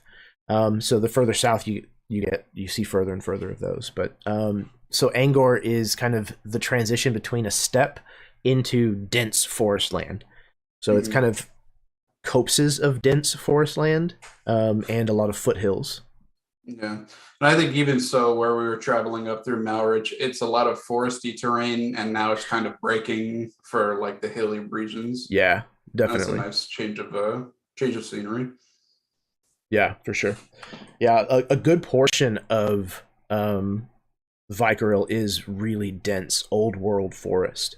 There's really only around the cities and the roads is really the only thing that's anywhere cleared. And that's mainly because the Divinians who were here long time ago established a very distinct system of roads. They're all cobbled stone roads. And until they no longer occupied, these were all very well maintained. So, yeah, it's a lot of riding through, a lot like England in the Black Forest in Germany, just really dense, thick forest. But as you said, coming out of this, kind of headed into the hills, the trees are starting to thin out more, and you can see further, at the very least. Awesome. So I believe I'm part of at some point during the journey of these few days, in one of the places where it's a little bit more forested. I know the forest is kind of breaking up and we're getting into the hilly areas, but every once in a while the forest kind of thickens again a little bit. And it's in one of these places where Ari could have sworn that she saw a blonde elven horse running through the trees to one side. When she goes to look, it's not there, but she knows she saw it. I don't think she'd say anything to the rest of the group, though. Just kind of.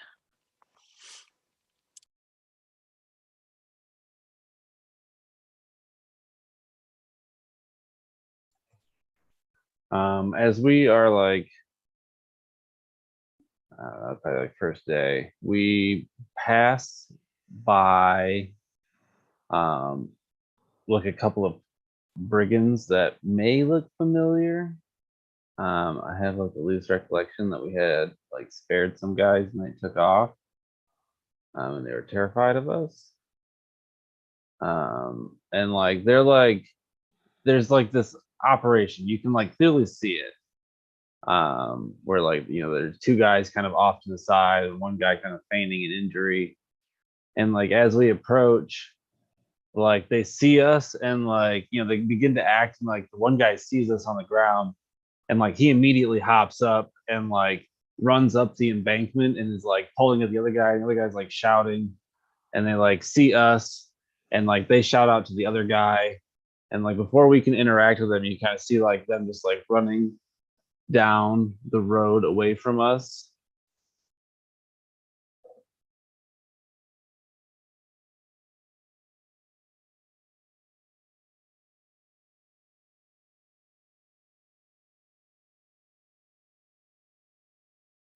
Yeah, I mean your group is intimidating would be a very good word. Even amongst like knights and things like that, you travel in very capable company, and it's apparent. Many of you have items that are clearly magical. You all have quite a bit of wealth, and yeah, something like road I got like bandits 9 gold. well, you have the perception of wealth then. You guys, yeah, common bandits are not going to want to mess with you. Makes perfect sense. Yeah, Tord alone, probably, even. Tord looks over. Do we chase them? I think that's one of those problems that'll just sort itself out. I think it's best not to worry about it. Cool guy Eddard has like some sunglasses. Right? On. He's like, nah, man. He puts on a second eye patch. Yeah. He's like, nah, dude. That'll totally sort itself out, man. Just like leans back in the saddle with his arms over his chest, just like He's smoking a cigarette for some reason. spoke it like a true baron. It was awesome. No, somebody else will take care of that shit. That's fine. We got places to be. All right. Is that everybody? I think that was everybody. Yep. Sweet. So we see this transition in landscape. And as you get closer, further away from the capital, closer into the land, you can see Wintinghamshire, the valley that encompasses Wintingham, was at one time the royal hunting grounds to the Vykarilian crown. It is a wild place that is full of magnificent and powerful animals, or at least it was. Wintingham itself, is a fledgling town, though. It's only been around the last 30 years or so, and lost my place. Hold on. It is ruled by a shield bearer, who is known as the Duchess Maravier Livel. She's also known as the Lioness of Wintingham, and her husband is named Mykonen.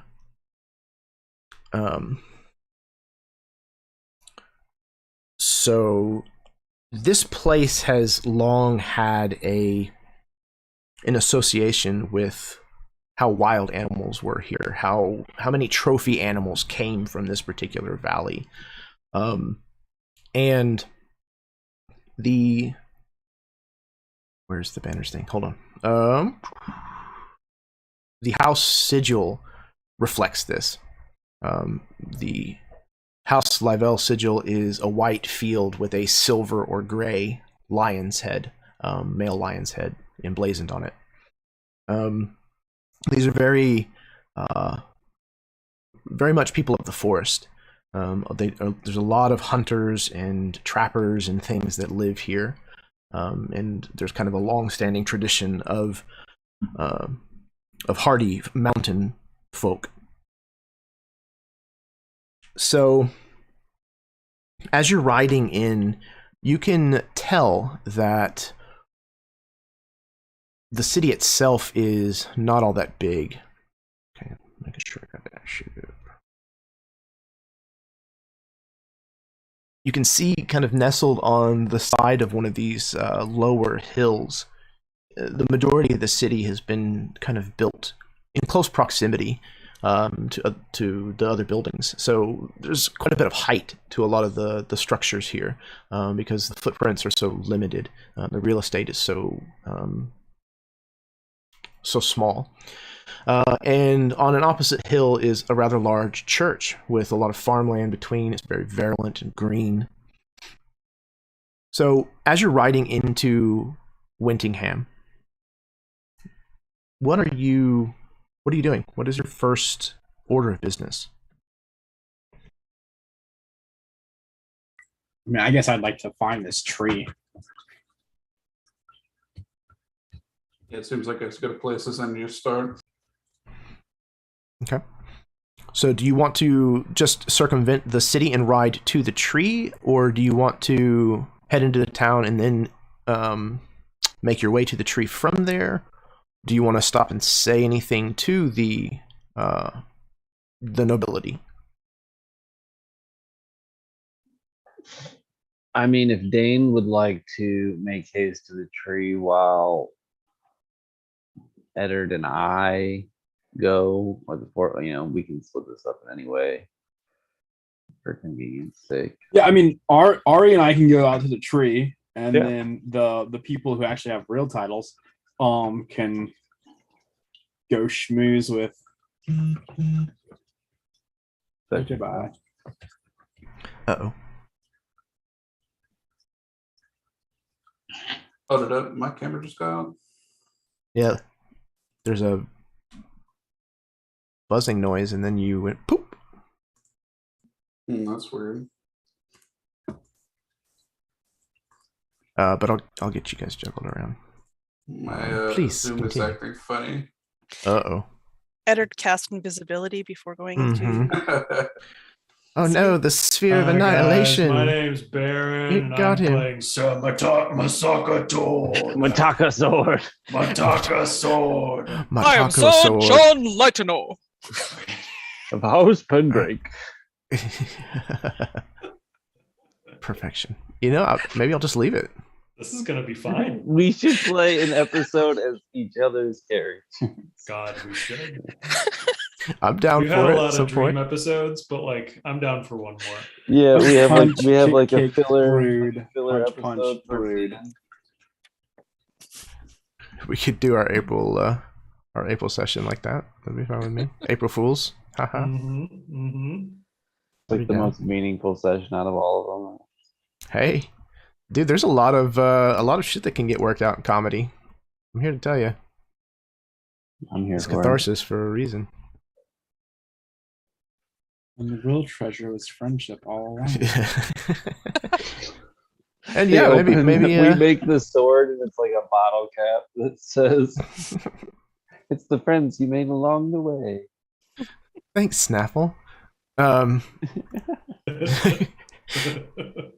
It's yeah, this is incredible. Josh just dropped it entirely. He had to drop out. Hopefully he'll be back. I don't know what I was saying. I'm trying to do this juggling thing and Banff at the same time, and it's just failing. So Dane and Ari will go to the tree, and Sir John, Eddard, and I will go see Duchess Miravair.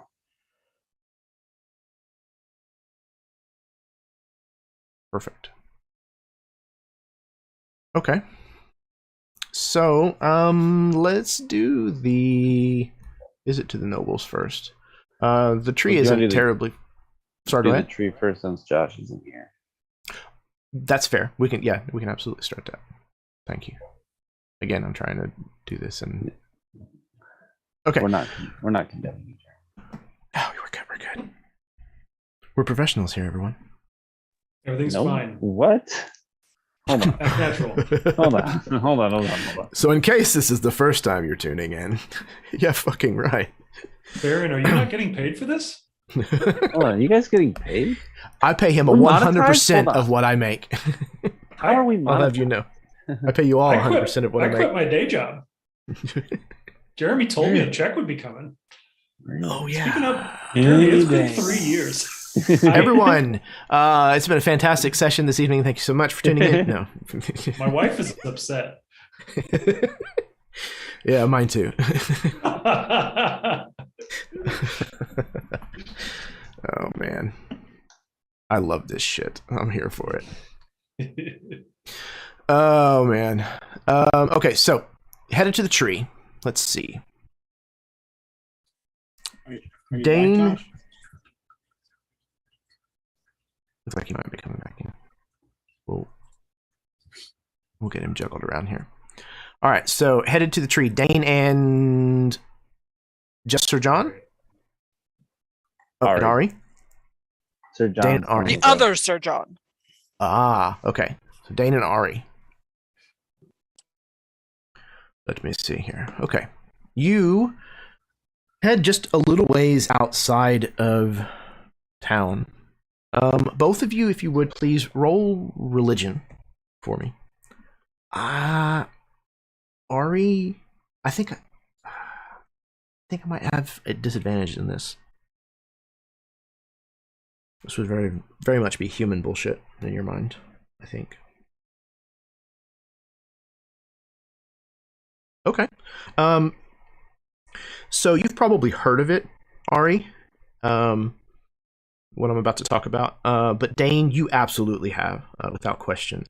So you know that there once was a sacred temple that was dedicated to Garmorian, the goddess of animals, here on a nearby hill. There were standing stones and that kind of thing, very much similar to what you would have seen north of Ginden's Wall, where there was that sacrificial ceremony that was taking place that you intervened with. At one time, it is rumored that Queen Mathuran Gabrain is buried here.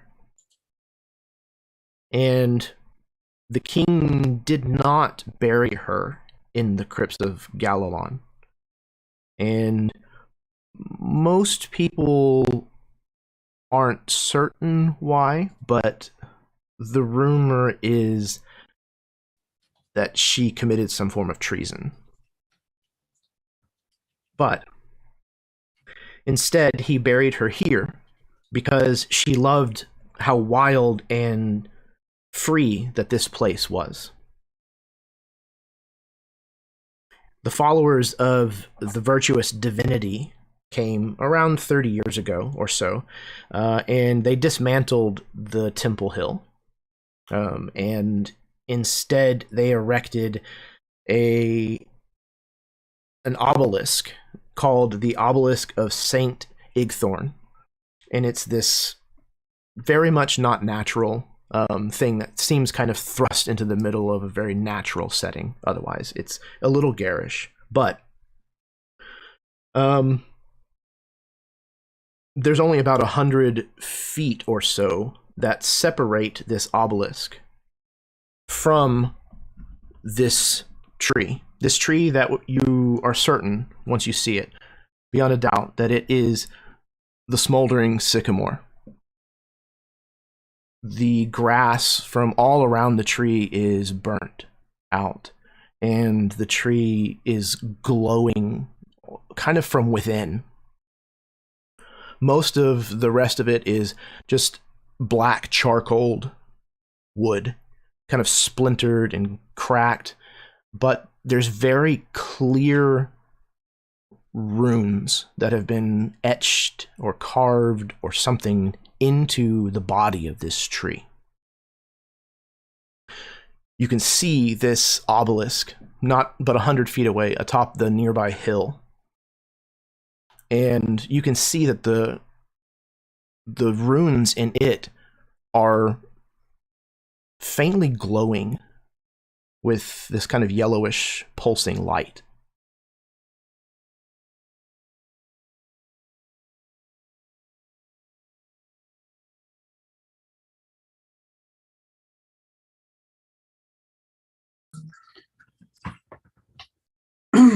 Well, I think we can safely say that's the tree.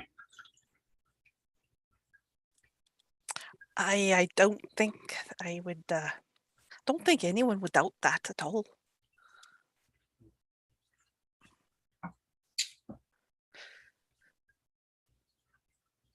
Um, It almost looks like it wants to get up and walk away.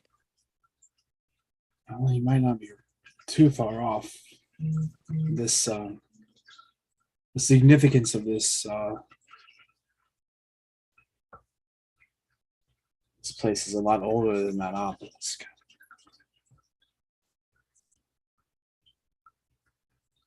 I'm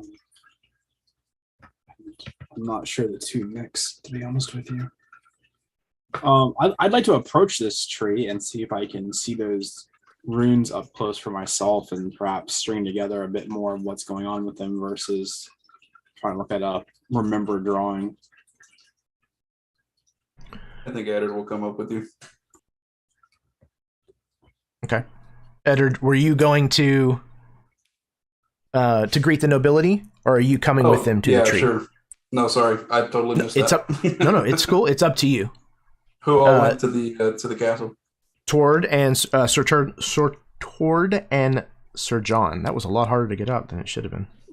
Yeah, I'll go with them. I'll be with them. That's totally fine. Okay. All right. So,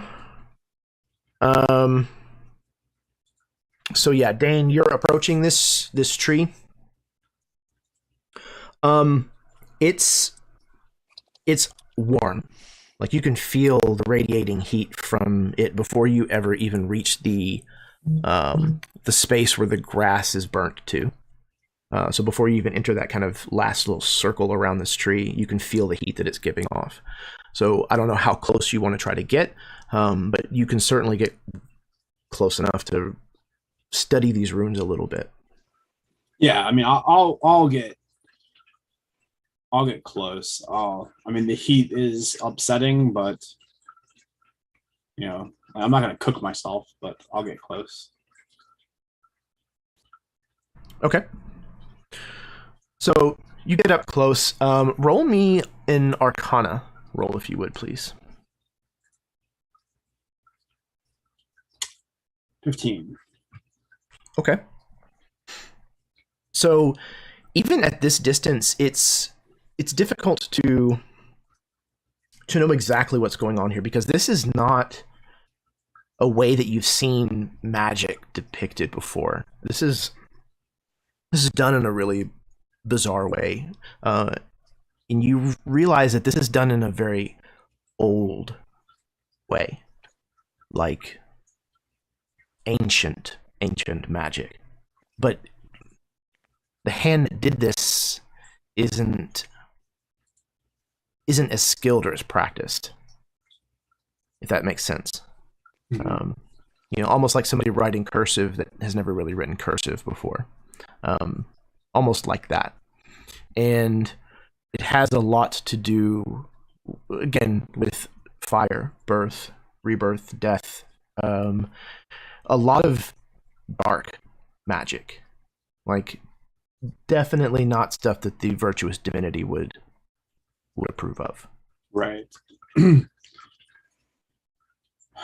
And how far away is this the obelisk? Like a few hundred feet?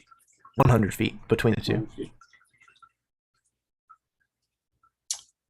And the runes on the obelisk, if I approach it, like, are they are they supposed to be there? Yes, those are more of like a measured, studied magic. So more like what you would see from wizards and wizards who serve nobility, things like that. A lot of stuff that you've seen done in line with the virtuous divinity.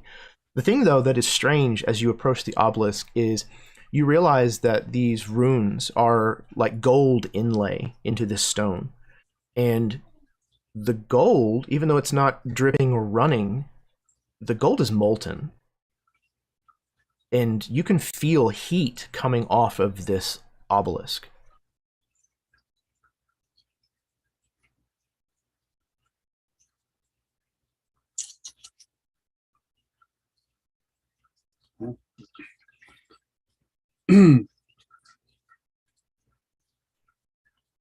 I don't know. I can't be certain, but I think whatever's been done to that tree is interacting with the magic in these blocks in this obelisk.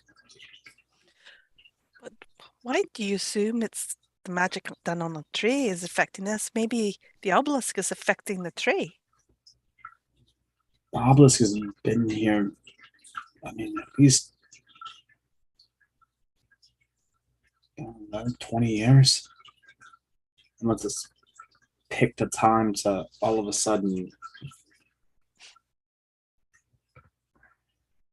With the runes in that tree, those have not been there for that long.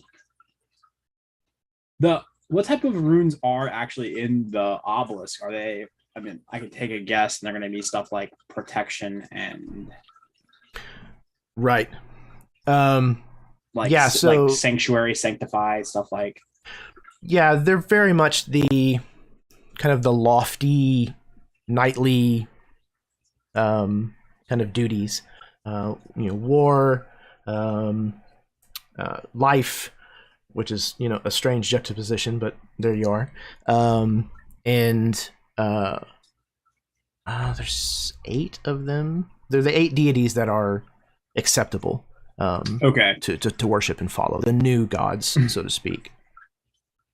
And it's very much in line with that kind of stuff. If this area was the burial place for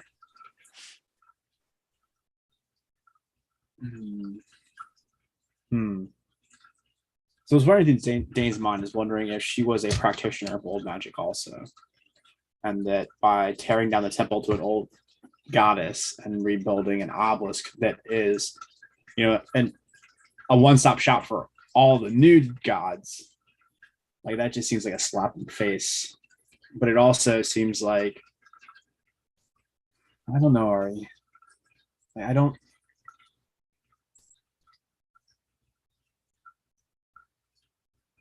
It seems like the old world fighting back, but not in a good way. And the stories of black magic and witches, they're not all wrong. Like the stories came from somewhere. People definitely did bad things with magic. When People still do bad things with magic. Yes, but when the virtuous divinity came through and decided it was the way, not everyone took it kindly. And that's why there's this hatred, this distrust between the two. And I think that this, and I'll point back towards the tree, is corrupting this area. I think it's a callback. Before this obelisk was here, there was a temple, and they tore the temple down and built this thing out of the same blocks that were used for the temple.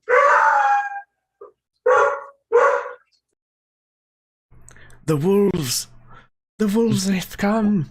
Or my dog telling me my wife's home.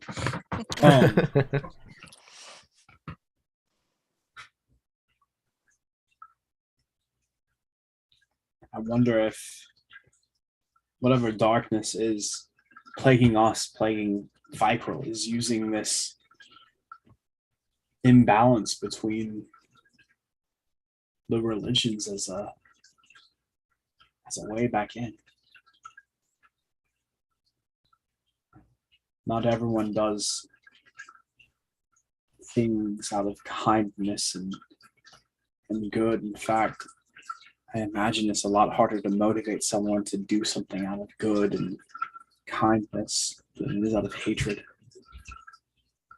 And just think how fast those villagers turned on their own people when they thought there was a witch. So if this darkness that found my sister has convinced her that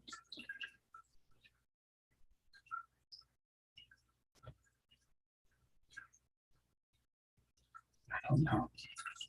What makes you think it's your sister?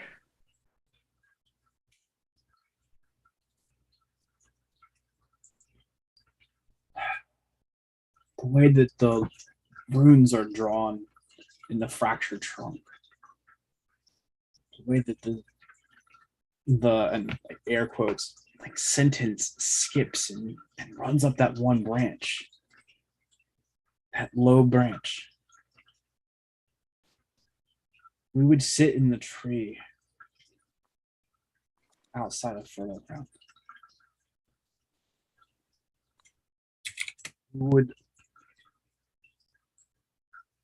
We'd go to that tree and we would talk. And our names and our friends' names, the things that were important to us, the things that we couldn't tell the rest of the world. That's what we carved into the tree because it meant something. It was something that was special to us. And I can see her. I can see Lonnie laying there. Carving those runes into that tree. The grass smoldering around her. The bark turning to charcoal and ash. Her fingers holding a blade as she.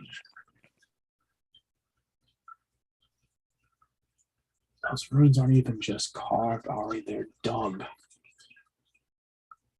That's why the handwriting looks off. Because they're not carved the way you want to remember something. They're scratched. They're scratched like a beast scratches. They're scratched like someone who's being assailed and fighting for their life. That's not done out of love or remembrance. That's done out of hatred. So what could she be so angry about? The world shunning my mother, forcing her out into the woods, taking me away. She may have come up with. She might be like my mother. And where is she going to turn? Did the virtuous divinity, the priests of that, did they chase out your mother? Not in so many words. But my mother knew what she could do. That's why she and my father lived so far away. Because she had to be somewhere that's. She had to go find somewhere that she could be herself. And the world wouldn't fight her for it.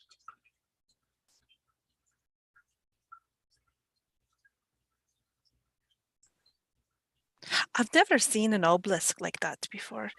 Those runes, are they supposed to be like that? Are they always molten they're gold?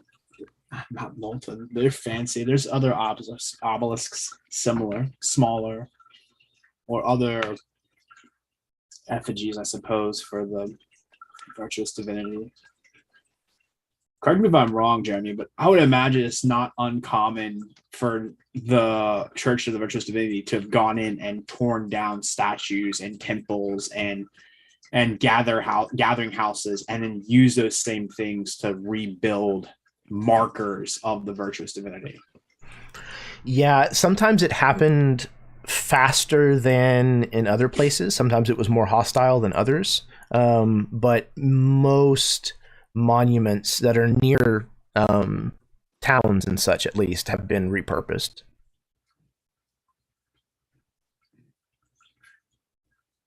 It's just their way of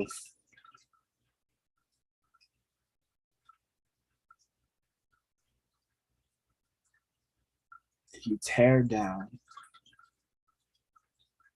and remove all the traces of the past, then no one's inspired to ask questions about it.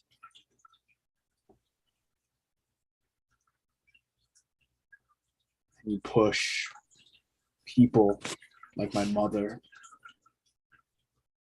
into secrecy. You hope they die out, and when they don't, you hang them or burn them. You turn their own people against them. And I'm not saying that everyone in the church is like that. But whatever it is, whatever we saw in Warrington, whatever we saw in those villages, that sickness is growing inside the church and using it. I don't think it's one-sided. Well, that's what I'm trying to think here. Like, we see two effigies really here in this clearing. We've got the obelisk. If it was always like that, then maybe, it's the tree causing the. But if this has changed as well, something's happened. There's some fight going on. Right. But I think the fight is coming from the tree. I mean, this was a sacred site. This was a burial site. I don't think this tree was chosen by mistake or at random. I think it's feeding off of whatever the purpose of this temple site was. An old magic, if you want. And I don't think that new magic likes it very much. Of course not. It's trying to subjugate it. And now the old magic's fighting back. After a while, two things happen. The first of which is, Dane, your arms have grown increasingly more and more itchy.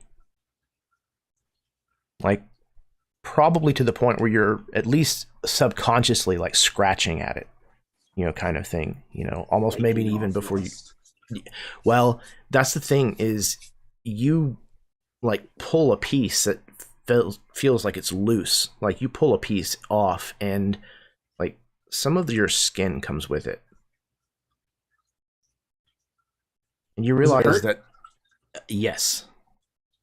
And the sword, likewise, in your scabbard begins to bleed.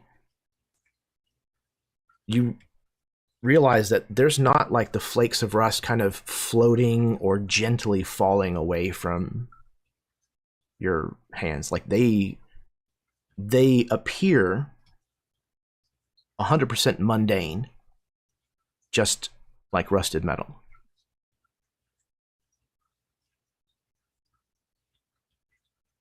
So it looks like my hands have become more rusted since we've been here. It looks like you can't entirely feel them. Like they seem like they're actually just rust hands. Yeah. Like you can't move your fingers and your wrist. Do I get a feeling that this has happened more closely to the obelisk or to the tree? Like, because I've been kind of moving back and forth between the two as I'm talking. It's without a doubt the obelisk. So that's the first thing. The second thing is that both of you hear someone singing and they're approaching. So now we're going to cut back to the town as Eddard and Sir John and Sir Tord. Man, I'm not going to get that right tonight. Sir Tord. Can you tell that I have a 13-year-old boy? All right. No, who am I kidding? I'm a 13-year-old boy. So we see the three of you riding into Wintingham proper. And you can ride pretty much right up to the keep. Guards will meet you at the gatehouse into like the keep grounds and inquire what it is that you're doing here.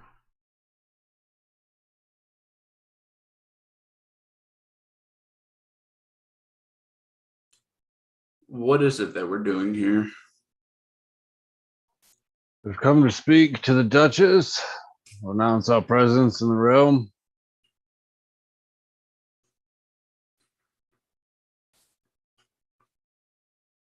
I just wanted to inquire with you guys before we said anything to the guards. I feel like what we would love to communicate to them is that we are headed north, but we needed to stop here to look at the smoldering sycamore.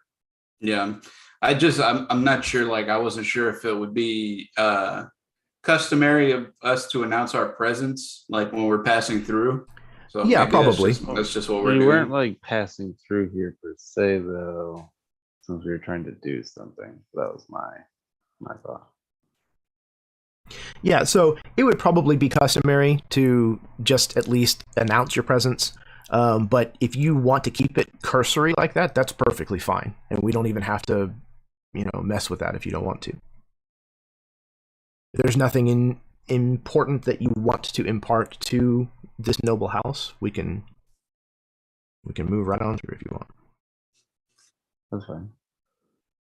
Yeah, I take it that's fine. I'm sure they're all aware of this tree. Okay.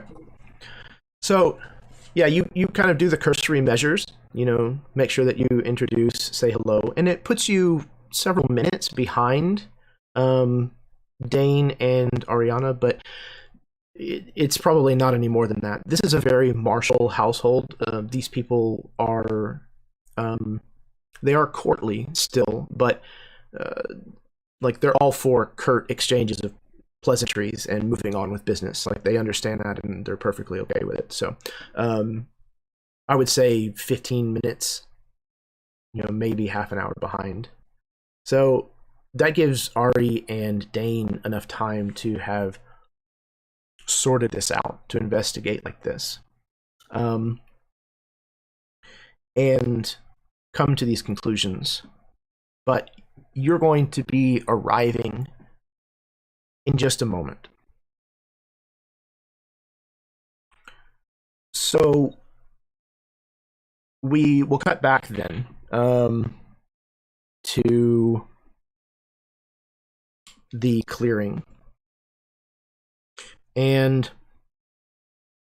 we hear what sounds like a younger woman singing, kind of like at the top of her voice, as she moves through the forest surrounding this clearing. And she's singing, "Sticks and stones may break my bones, words will never hurt me." She kind of like sounds like she blows a raspberry. And soon you can see this young girl kind of skipping through the woods. She's wearing a hooded cloak and she seems perfectly comfortable out here. So I think as soon as the first sounds of somebody approaching, like Ari's a little on edge with what's going on here between the obelisk and the tree. She would immediately find some place to hide. Like I have this ability called Hidden Away, where I don't have to be heavily obscured, just lightly obscured by foliage or whatever.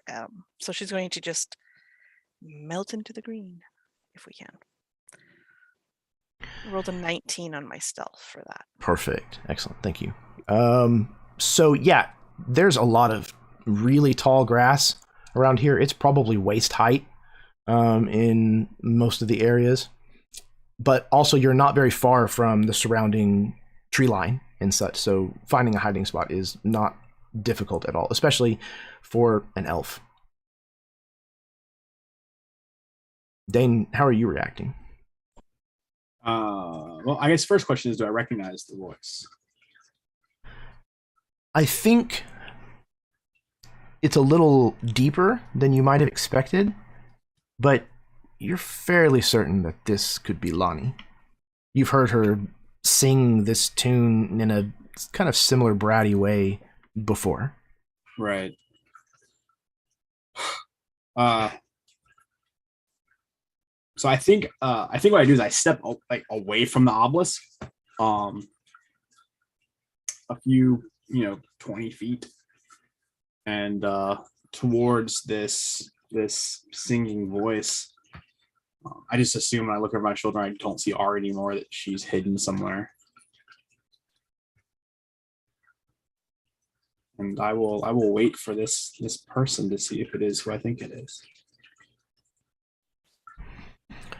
So she approaches, skipping through the forest, and you can kind of just see the silhouette, right? You see like the sun and such, kind of back behind, lighting the trees kind of in silhouette, and she's also silhouetted, kind of skipping and dancing along, and at some point just immediately freezes, stops moving, stops singing, and it's very clear that she's looking at you, even though you can't see the details of her face just yet.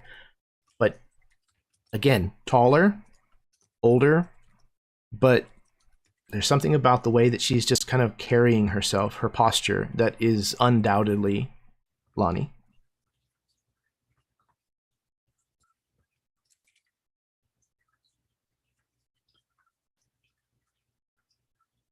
Lonnie?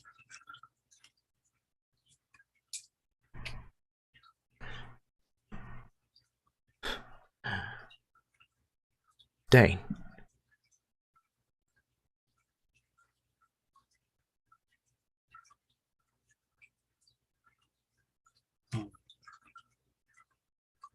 Thought you was dead. Not currently. Shame.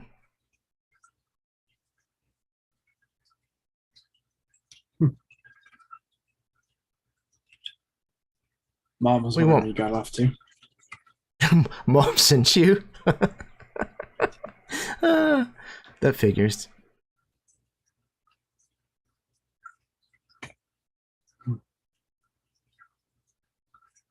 You always did exactly like she said. Not always. Right. Not always. Up until you ran away, that is. Yeah. Guess we have that in common, huh? Running away. It was not the same thing. Mm. No way. Mm. This... No. Mm-mm.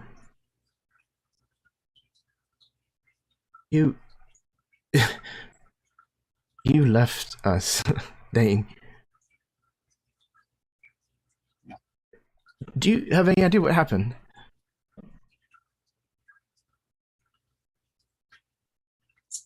Dad disappeared.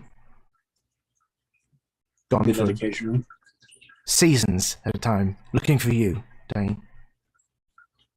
Worried sick. Mom and Dad, both. Not sleeping, always fighting.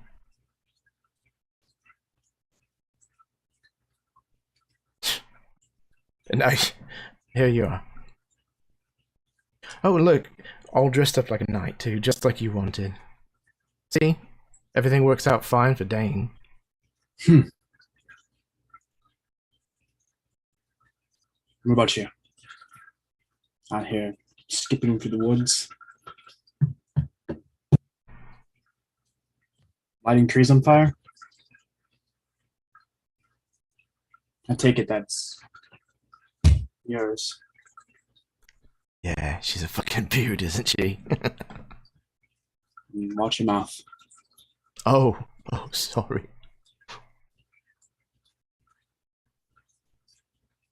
Dane, when she says that, you see that kind of reflective property that animal eyes have whenever they're in darkness. Sure. A kind of rainbow shimmer, like from inside her pupils, for just a moment.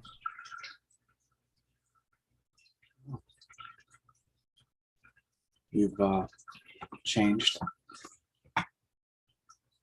Yeah. So have you. You look like a... what are you, like a priest? How's that? Fancy. Look at you. You walk like one of the virtuous divinity. You act like them. You talk like them. Look at you.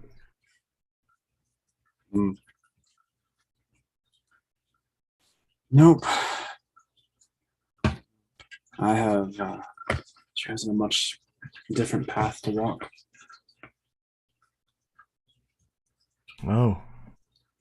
That's right. A witch killer. I've heard. Have you? I have. And tell me, Lonnie, what witch have I killed? The Witch of War, big brother. Wow. My sister.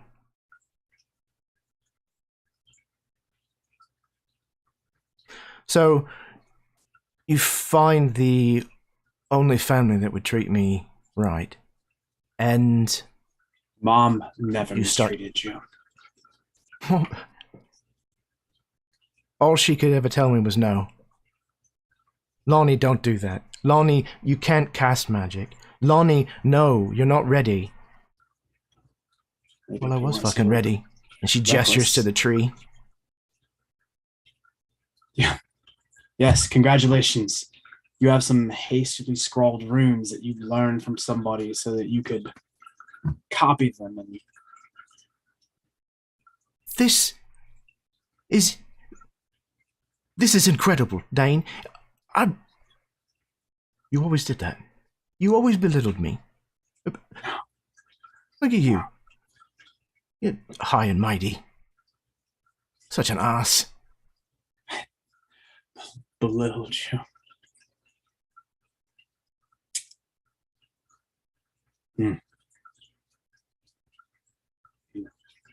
Did you really come all this way to lecture me? Is that what this is about?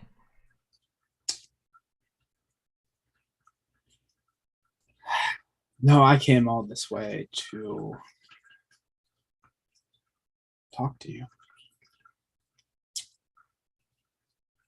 I came all Now this you're way. fucking concerned with what happened. I've always been concerned for you. Do you know how many times I didn't eat a full meal so you could? What the hell's that Yeah, supposed think to back mean? on it.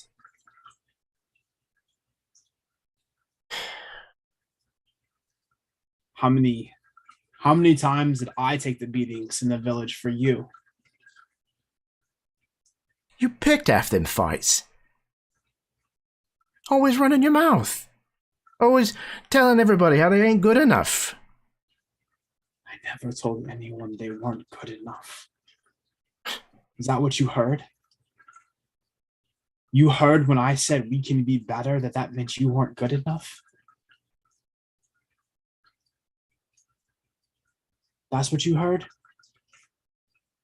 And so the first person that you crawled to that told you you were good enough, not that you could be something better, but that you were good enough. She is a Good queen. enough. I serve a queen. No, I do. Your queen works for money.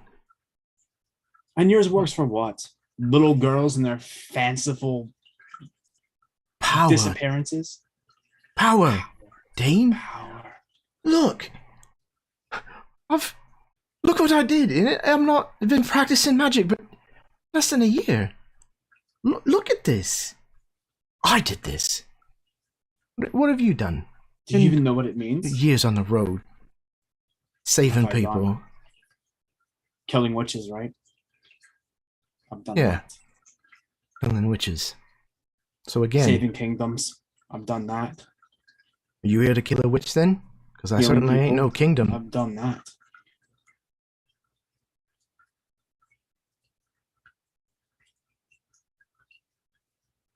You ain't saving me, Dane. I made my choice. No. Someone else did. All right. You got scared and ran away. Well, let's see who runaways now, eh? I cast Dispel Magic on her tree at 5th level. Okay. You cast Dispel Magic on the tree. You watch as your spell leaves your hands. What does your Dispel Magic look like? Is there a visual component to it at all?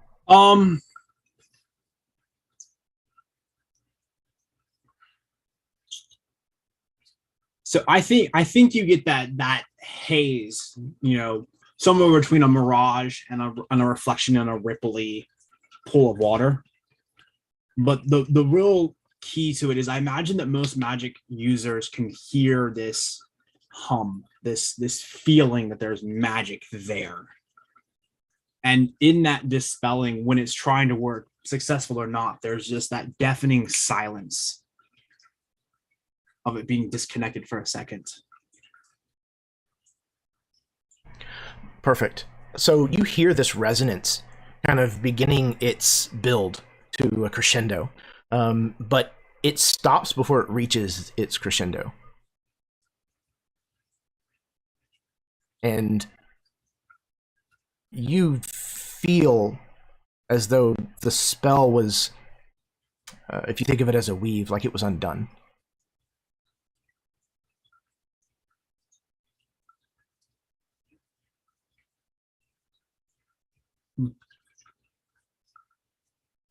Well, that's not you.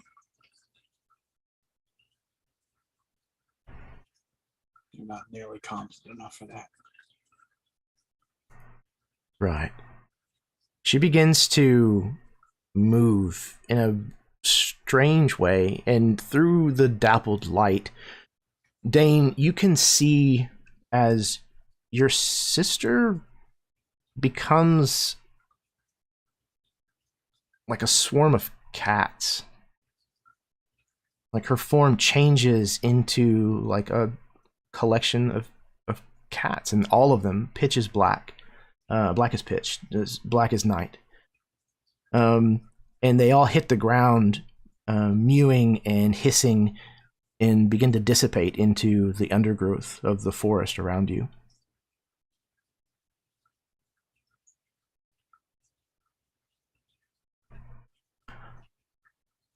Let's get initiative. You know what? Actually, No. I think we're going to stop here. I know Steve had to quit pretty soon anyways, and I think we're going to stop with this combat pending. So, we'll get initiative and stuff next time. I think that'll be better. So we're going to call it a little bit early this evening. Have a tiny bit of a shorter session, but I think this is a good place to stop before we get into a combat. Sorry, guys. Work sucks. No, dude, life has to come first. Like that's important. So again, narratively, this is a great place to take a pause. So I think this is going to be a nice, impactful transition. Okay, so I'm going to pass things over real quickly so that they can do outros, say parting words, etc., and then we can get this thing shut down for the evening. So we'll go ahead and start with you, Steve. Just go in reverse order. Well, it's a really good session. I appreciate it. Nothing like making you fight your own sister to top being put in an oven. So just a fair warning for anyone who ever plays in Jeremy's games. If he's like, hey, write me a detailed backstory and give me NPCs you love, don't do it. Don't do it. That's a trap! Because not a single one of us so far has said purely loving background NPCs show up. Nope. Well, at least not show up and live. To be fair, mine were And live. nurturing and compassionate, but they were murdered. Right. I said and live. So right after I save my sister, I'll return back to my village to find my parents dead. Perfect. So yeah. So adventures in fealty and woe, right? And courage. Don't forget courage. And woe. Courage. Woe. Nah, it was really good, Jeremy. I appreciate It's it. like 3 woes. Oh, absolutely, man. It was my pleasure. Again, just being able to sit back and watch all of you riff off of one another. And seriously, I was in it. I needed a bowl of popcorn. It was really good stuff tonight. Awesome. Speaking of really good stuff, Eli. Hey everybody. So I don't know much about Lonnie aside from what I've picked up on along the way, and that interaction did not go the way I thought it would. not nearly. That was like really surprising. Yes. No, another great session, like endless twists and turns in this story of fealty and something and whoa. Thanks as always, Jeremy. This was great. Absolutely my pleasure to torture the fuck out of all of you. There's only a special kind of people that can get that kind of a kind of treatment and keep coming back. No, seriously, I love all of you. Thank you so much. All right, next we have Josh. Hey guys, I am Josh. Tonight I played professional lady kisser Edward Bates and Warrenton. Really great session. That was one of Edward's ties from literally the beginning of this entire game, and even before that, you know, all written in the backstory. So I assume she'll either be murdered or turned against us at some point too. But yeah, like just want to mirror the sentiments. Thanks so much for running this game. Every session is a treat, and I'm just happy to be here with y'all. It was a great time. Absolutely the same. Yeah, I love that. See, there are good things that happen. It's no tragic. matter how fleeting they may be. Exactly. Well, again, I have to dangle that hope every once in a while, like a carrot on a stick, to keep you coming back. No. It's good stuff. This, by far, this story is probably one of the most complex campaigns that I've ever run, and that's largely because all of you are so willing to go so hard in the paint with the scenes that we play through with these characters. We get to really explore a lot of their backstory, and yeah, it's just really fun. All right, next, speaking of really fun, Karen. Yeah, tonight was great. Ari's sitting in the grass right now wondering, well, not even wondering, but going, oh shit, am I going to have to hurt his sister in front of him? Yeah, this is not going to be a very good day, I don't think. I think this is going to be one of the bad days. Yeah, this is a great game. Thank you so much. Excellent. Thank you. Yeah. Oh, I can't wait to get to next session already. All right, so last. Sorry, I gotta say one thing. There is a reason why Ari doesn't want to go home, Dane. It's manifested itself in character, even because you don't want to find your dead family. Exactly.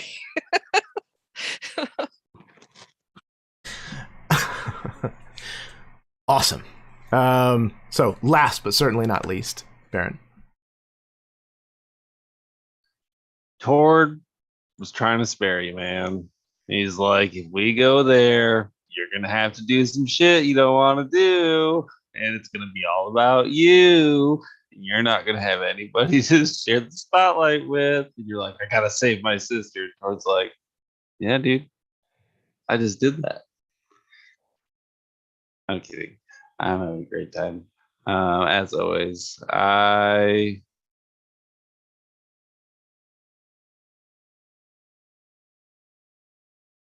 Did he freeze? Did he? I don't know. It's hard to tell with Baron sometimes. I love this guy. There he is. Wow. Yep, we got you. I was gonna say, I was like, man, I've been here this whole time, and now my internet connection is unstable. So I'm out of here, guys. I'll see you next time. Perfection.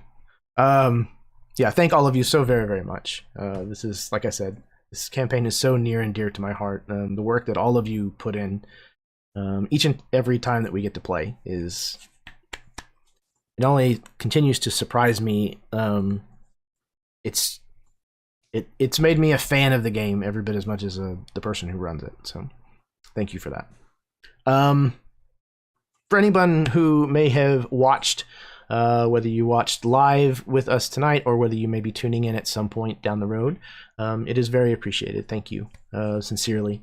And if you like seeing games like this, content like this, then please hit the like button, subscribe, share the link around, talk to your friends about it.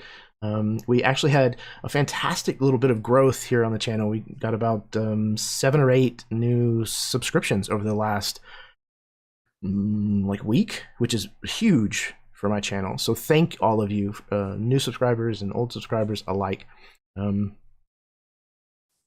Yeah. I hope all of you have a fantastic evening and a kick-ass rest of the week. And until next time, may your dice roll high and your snacks always be within reach.